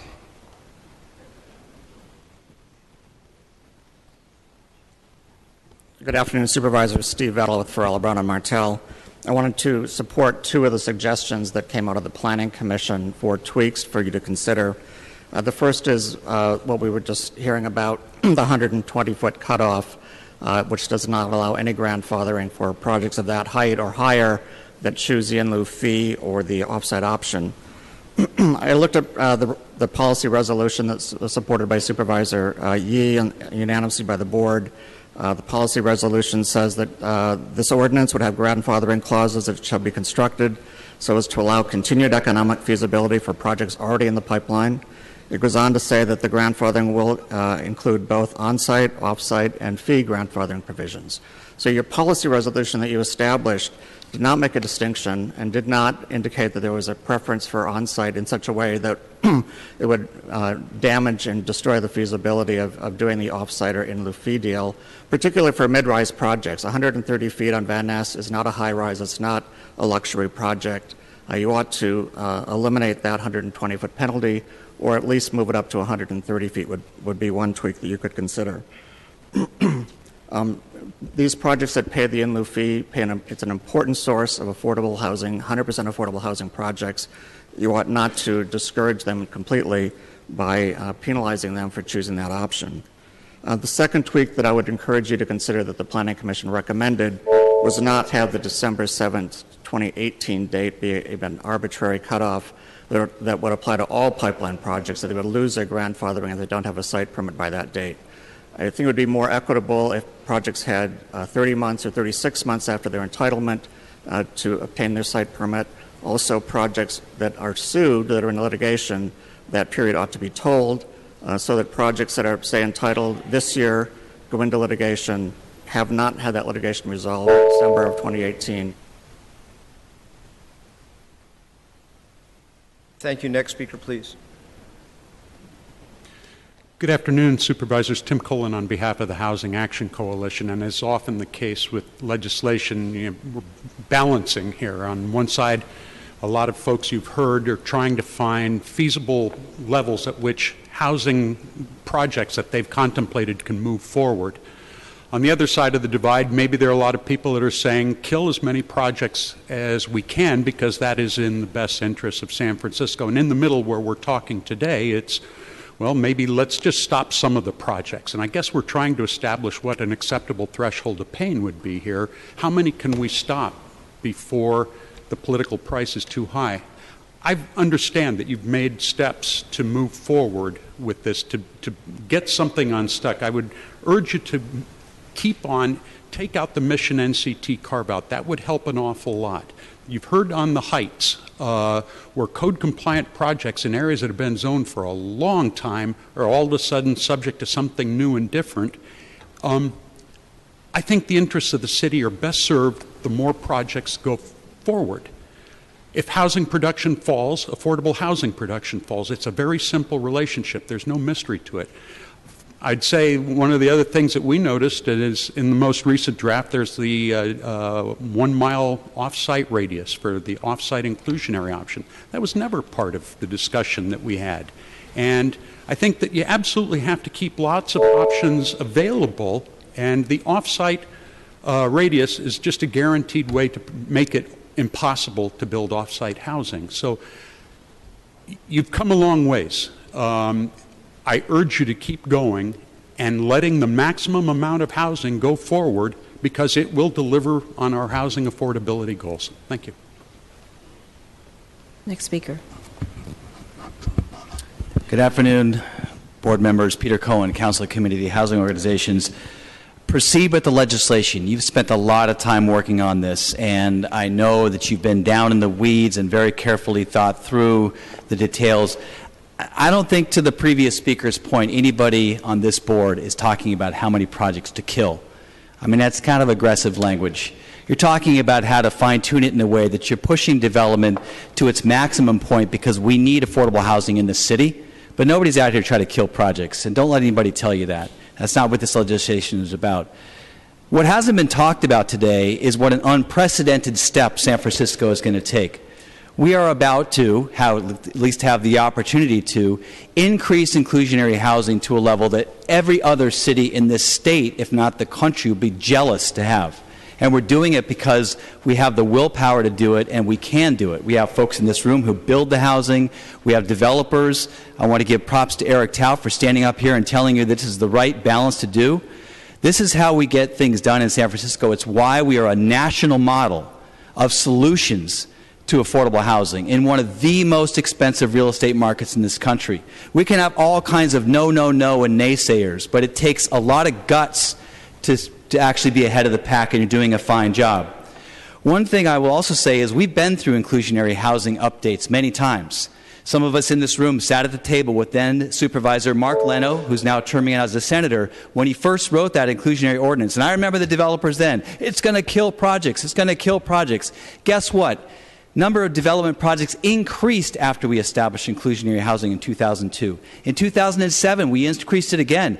The same thing. Development's going to get killed. It increased. I want to tell my brothers here, development's going to be doing fine in San Francisco. Let's get this done. Thank you. Thank you. Is there anyone else that'd like to speak on this item? If not, I'm going to close public comment at this time. All right, public comment is closed. All right. Now this matter is back in the hands of the Board of Supervisors, or of this committee. Supervisor Peskin, I'm recognizing you. Thank you, Madam Chair, and I want to thank the members of the public. A lot of really great and important testimony in what is truly a complicated piece of legislation because we have many zoning districts in the city, and I really do believe that we are trying to find the sweet spot. I believe we're trying to do that as a matter of policy. We have all voted for a piece of legislation, not once but twice, that says that we are committed to building the maximum amount of feasible affordable housing in this town so that we all can continue to live in a town where, as you said, Mr. Tao, your industry can continue selling market rate units that people will want to live in too. And I understand that you have to sell market rate units so that we can actually have affordable units. I get it. I do real estate for a living. But let me say there was one argument that Mr. Tillman made, which is the exception to the uniform policy. And it is not, through the chair, respectfully, to my colleague Supervisor Wiener, the subject of a backroom deal. It is the subject and the result of a massive amount of change and displacement and stories that are heart-wrenching stories that emanate out of a wonderful community called the Mission District in San Francisco. And that is why the NCT is treated differently in this legislation. But if this supervisor is going to be consistent about uniformity, I believe, and I will motion at some level of political bravery, to treat the NCT in the same way, Mr. Tillman, that we are treating every other zoning district in this town, be it the UMU, be it the Youth and Family Zone, be it the Eastern Neighborhoods, be it everything that is as of right in this town that was affected by Proposition C. So I make that motion. And I also acknowledge that this board, by and through the legislative process, by and through electoral politics, may come along with other things to preserve the housing and the fabric of that and other communities. But relative to the fundamental argument that has been the subject of some unfortunate and unfounded allegations, there is only one portion of that, which is the fact that the NCT in the Mission is being treated differently for a public policy purpose. And for the sake of this discussion here today, I will hereby move, colleagues, now that public comment is over, that we treat the NCT in the exact same way that we've talked about all through this hearing. Projects with EEAs prior to 2014, a 1% bump. Projects with an EEA in 2014, a 1.5% bump. Projects between January 1st, 2015 and January 12th of 2016, a 2.5% bump. And that will be the one and only motion that I will make and the one and only motion that I will support, other than the technical changes that you'll be hearing about. All right, thank you for that motion. Is there any other discussion? Because we could take that motion now. Supervisor Wiener. In terms of the 120-foot item that was also raised as a question about why that's exempted from the grandfathering or grandparenting, whatever we're calling it now. And I know the Planning Commission, as I understand it, recommended removing the distinction between 120 and below, or excuse me, under 120 or 120 and above. I guess through the chair to the authors in terms of the possibility of removing that exemption from the grandfathering as well. I'm soliciting feedback. Supervisor Kim? Actually, in regards to that, there was a fix that needs to happen in terms of that language because the agreement was actually above 120, not 120 and above. So that was the amendment that I was going to ask the committee to make. In regards to the height, there's a general agreement that when you are building taller, that you can do more affordable, and that is consistent with the deals that I've negotiated in the district that I represent. This is a result of our negotiation with our market rate developers, and so that is the number that has been proffered. And if I may just add to that, that is actually the function of a lot of political and financial history in this chamber and in this building. Historically, it was Spur, and I don't know if the HAC existed in those days, that actually wanted to differentiate between buildings of 120 and above and 120 and below, precisely because that was the breaking point at which the economies of scale became such that above 120, in that type of construction, there was much more money to be made. And so we adopted that 120, which has historically been the cutting line. And as a matter of fact, I remember in the old days, because I've got Mr. Bradshaw here, it was the residential builders who said, wait a minute, you're cutting downtown developers a special deal at 120 that affects all the little guys. 120 has historically been the dividing line in this chamber and in this building. Okay, so let's stay focused. We've got an motion that's open on the floor here, okay? Supervisor Peskin has made a motion. Are there any discussions? If not, I'm ready to take a vote on it. Oh, I see the Deputy City Attorney rising. Deputy City Attorney John Givner, just to clarify what that motion is, I believe Supervisor Peskin is proposing to delete subsection Section 415.3B1E, which starts on page 23 and ends on page 24, and also subsection B2F at the bottom of page 25. So that would delete the exception for the Mission NCT and just treat the Mission NCT like other projects subject to the grandparenting. But it would still be different from the UMU, which is subject to its own grandfathering provisions. That is correct. All right, thank you for that clarification. Let's do a roll call vote on Supervisor Peskin's amendment. Yes. On Supervisor Peskin's amendment, Supervisor Peskin? Aye. Aye. Supervisor Wiener? Aye. Aye. And Chair Cohen? Thank you. Aye. All right. Ayes. Amendment passes unanimously. Supervisor Kim, I think you had an amendment that you wanted to discuss, that you wanted to propose, or if you could restate it.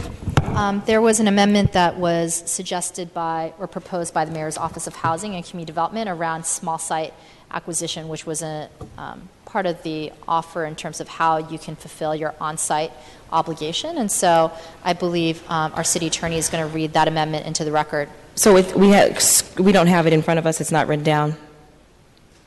Please, in the mic. Madam Chair, Kate Stacy from the City Attorney's Office. In Section 415.2, Ms. Hayward had suggested an amendment dealing with the Small Sites Fund, and I'm suggesting some clarifying language. That language isn't before you in any written form. I was just going to read it aloud in the record. Is it a substantive change? It is a change that would make it consistent with the way the Small Sites Fund is administered. It was something that the Mayor's Office, I think, put before the Planning Commission. Is there a reason why it's not written before us? Is it just a fly by the seat of the your pants clarification? I'm just... She can't answer, but Sophie can. I can't answer that, Madam Chair. The language that Ms. Hayward read into the record, I didn't think achieved the result that was intended, so I'm suggesting some alternative language. Okay, I appreciate that. I'm just going to let you know that I would like some time to review the language and to chew on it. So You may read what you have, and then we will continue. So this would be the last sentence of section 415.2. Add a new sentence reading, the small sites fund, comma, defined in section 415.5F2, comma, and the small sites program may use the affordable housing fees to acquire sites and buildings consistent with the parameters of the small sites fund and program as periodically updated. All right, thank you. Is there any discussion on this? And if I may, through the chair, just relative to that, small site acquisition cannot be more than 50% of the development community's approximately 200 units. Does that language survive or not survive?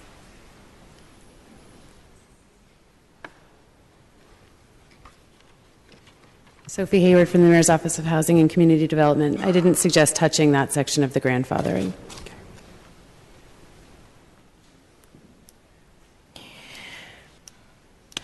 All right.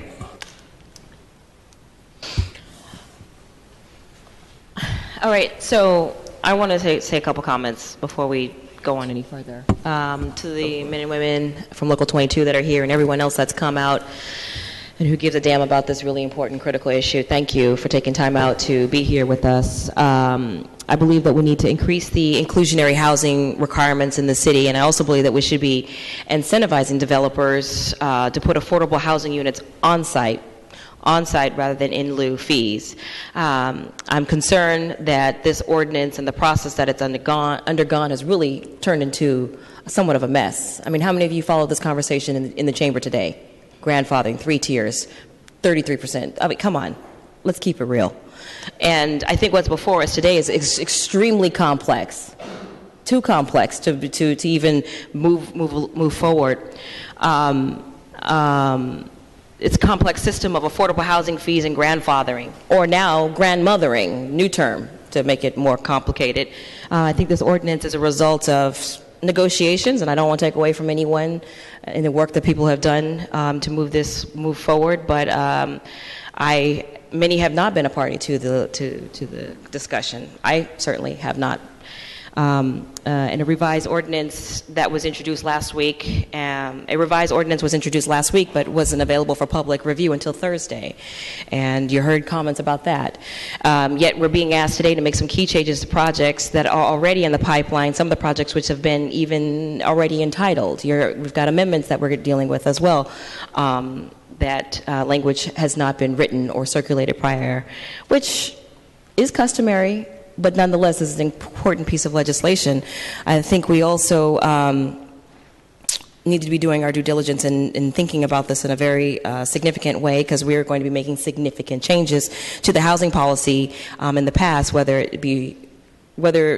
when we were making housing policy changes in the past, whether we're talking about short-term rentals, whether we're talking about condo conversions, we had multiple hearings for hours. Many of you were probably there for that part of the conversation, and that there were several opportunities for public input in the discussion. This is an important conversation that we're having today, but I just am uncomfortable with rushing it. So the changes that we make today may be the difference between a housing project moving forward or not. They may even be the difference between the city succeeding and winning a legal challenge. So I understand the urge to really get something done and get something adopted before the primary, the June 7th election, but I believe that we can't do it without having a transparent process. So frankly, I think that all of us will benefit from a little more time to review what's been presented today. It would be my preference that we continue this item for another week so that the public can begin to review and all of us can continue to review this project and this complex policy and the last minute changes that have been submitted today. I also want to comment that I'm going to be introducing 2 amendments on behalf of Supervisor Farrell, and I'm going to read them. I've also circulated the language. I'm going to read them in the record. First, I propose to delete subsection 415.3 and substitute the following in lieu thereof and renumber the provisions following thereafter accordingly. And I'll read it into the record. Subsection D, any residential or predominantly residential mixed-use development project that has submitted a complete environmental evaluation application after January 12, 2016, but on or before June 6, 2016, and that replaces a pre-existing non-conforming commercial use on a property in excess of 10 acres shall provide affordable units in the amount of 15.5% of the number of units constructed on site. Any other development project that submits an environmental evaluation application after January 12, 2016 shall comply with the requirements set forth in the Planning Code section 415.5, 415.6, and 415.7 as applicable.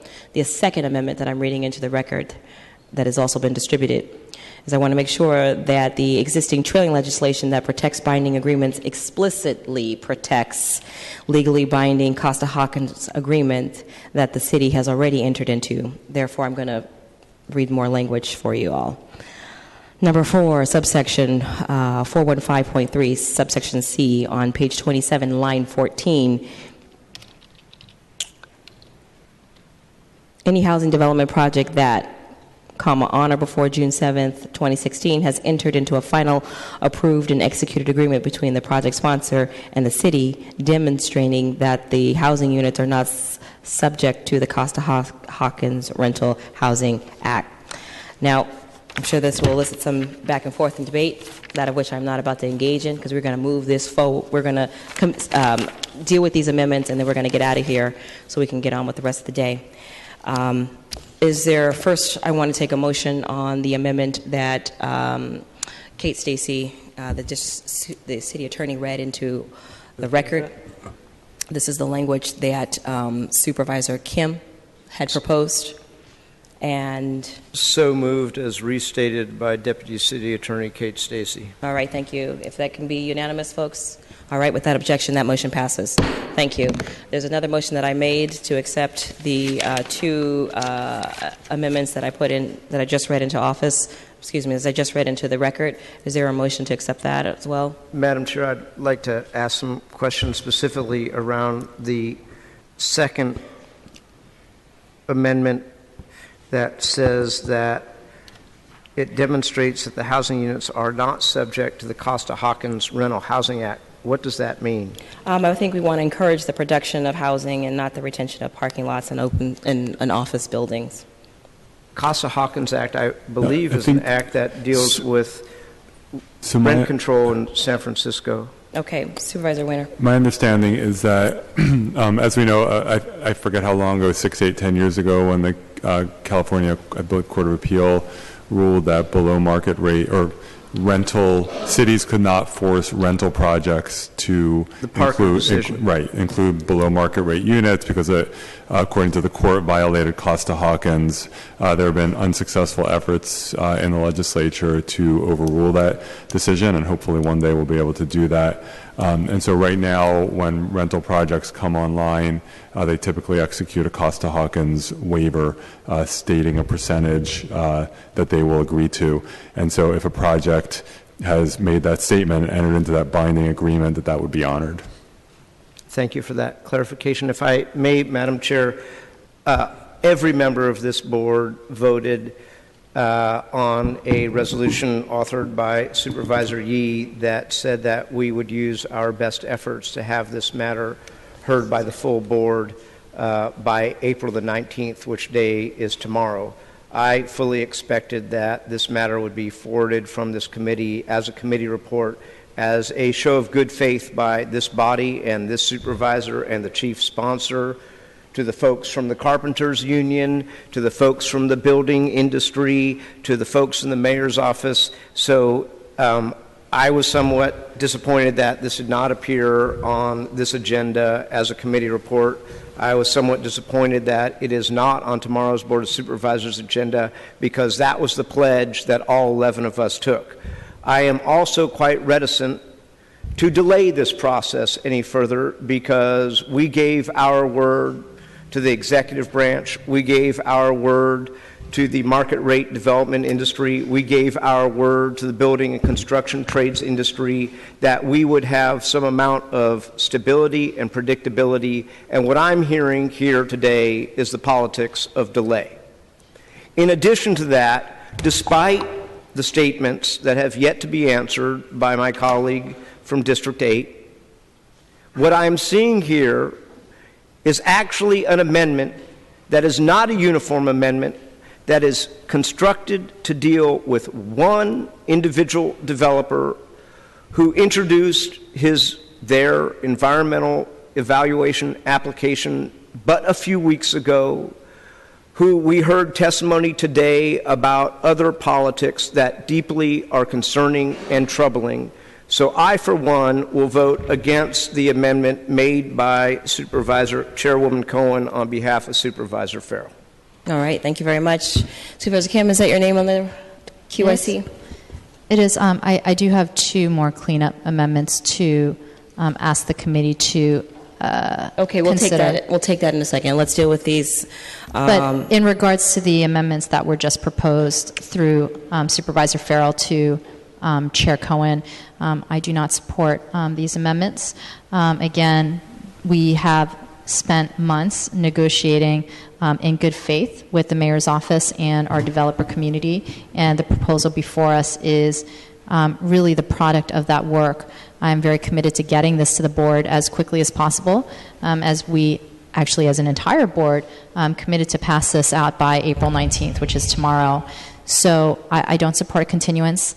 This legislation needs to move out. And in fact, we've had plenty of time through the Planning Commission process to evaluate this legislation. All right, so it's interesting, the discussion around good faith. I just want the public to not be fooled by the eloquent and loquacious statements that you have heard here today, and just want to recognize that Supervisor Peskin and Supervisor Kim introduced an unsigned ordinance which made meeting the April 14th deadline virtually impossible. So I'd like to take a roll call vote on the amendments that I've made so far. Madam Clerk, could you please call the roll? Supervisor Peskin? Wait, on which amendment? On the amendments that I introduced that I read into, I think you said you were voting no on them. Well, there was one amendment relative to the Farrell amendment. Your other amendment was going to be to continue. I would, A, take them separately, B, let Supervisor Kim speak to some other cleanup amendments that she wants to make before we take the amendment to continue. As to the Farrell amendment, if that is the amendment before this So, panel. Madam Clerk, could you please call the vote for the Farrell amendment? Thank you. Yes, Madam Chair. Supervisor Peskin? No. Peskin, no. Supervisor Wiener? Aye. Wiener, aye. Supervisor Cohen? Aye. Cohen, aye. 2 ayes, 1 no. Thank you. Supervisor Wiener, did you have something to say? No. Okay, all right. So the second amendment that's open and still has to be voted on, the second motion that's open that needs to be voted on is a continuance for 1 week. Madam Chair, I believe that there are some other cleanup amendments that Supervisor Kim wishes to offer that are supported by the Planning Department and the Mayor's Office. Thank you. We do have one amendment.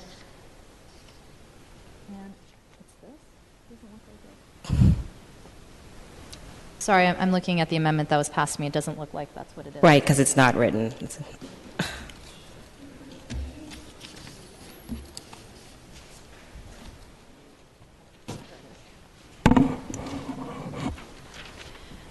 Okay, my apologies. So one area that this ordinance was actually silent on, but was the intention of the authors, is that for any project that comes in prior to January 1st, 2013, a project will maintain its current inclusionary requirements. And so this was under the understanding that for projects that came in at 2013, there was a 1% bump, at 2014, a 1.5% bump, at 15%, a 2.5% bump.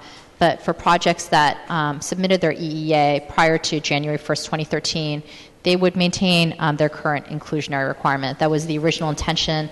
Our measure was silent on articulating that point, and so we just wanted to clarify that so it's clear for projects that were uncertain about how their projects were treated if they came in before January 1st, 2013. So that is clarification language on that piece.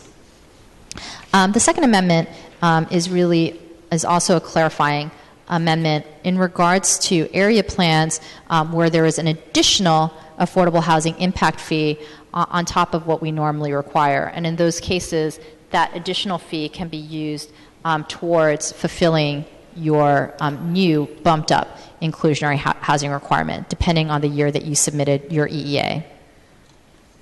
All right, is that it? Okay, well, amendments have been read into the record. I will move those amendments. Okay, Supervisor Wiener. I think I need clarification on those amendments, and Mr. Ram looks a little puzzled. Right. Director Ram. Thank you. In that last point, this is the first I've heard of that amendment. My take is that that's probably related to the additional affordable housing fee that's applied to the Market Octavia SUD, the high-rise portion of the Market Octavia plan, where there is a fee on top of the normal inclusionary requirements. So I'm not sure I understand the motion entirely, but I believe that's the one area that comes to mind when I hear that language.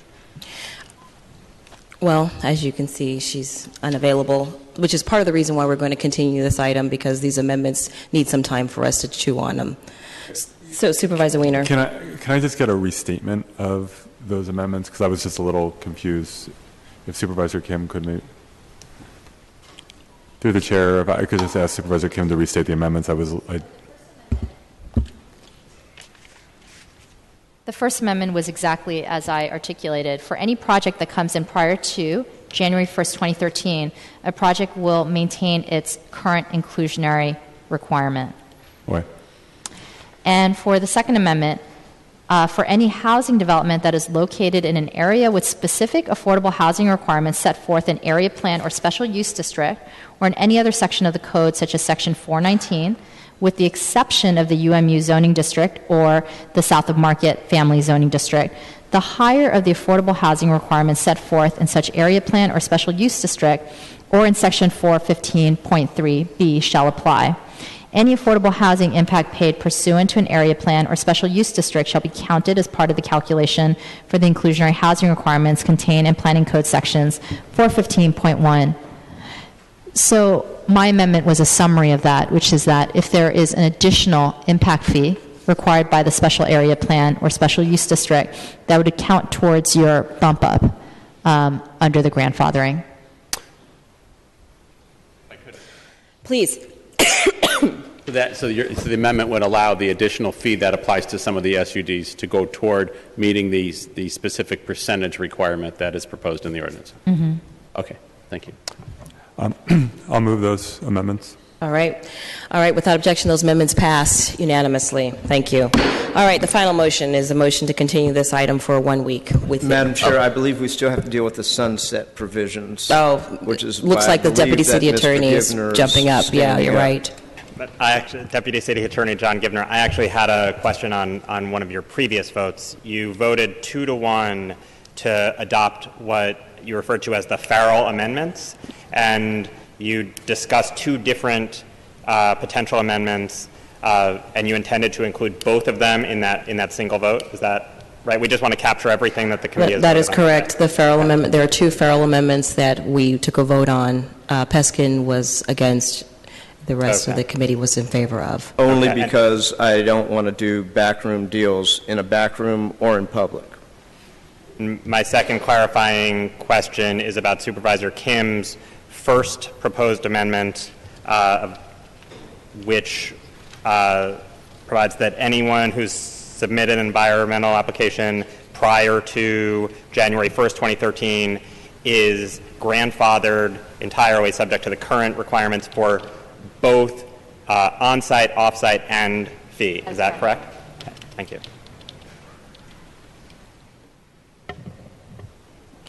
Madam Clerk, what motions are isn't there one before other us? thing kicking around here, which is Section 5.29-7 sunset? Who's raising This that? is actually an email from our clerk to us. Oh, the advisory committee. That Can you is speak up? correct. I'm sorry. I can't The hear you. advisory committee I believe the office has decided, Supervisor Kim's office decided not to move forward with that one, the advisory committee. Okay, so you do not, there's no motion on 5.29-7. That's what it sounds like. All right. All right. So, refresh our memories. Yes. What's open? What needs action? Currently on the floor, you have the motion to continue for 1 week, April 25th. All right, let's do that. Roll call vote. Okay. Supervisor Peskin? No. Peskin, no. Supervisor Weiner? Aye. Weiner, aye. Supervisor Cohen? Aye. Cohen, aye. 2 ayes. Thank you. All right, motion passes. Thank you. Is there any other business before this body? There's no further business. All right, this meeting's adjourned.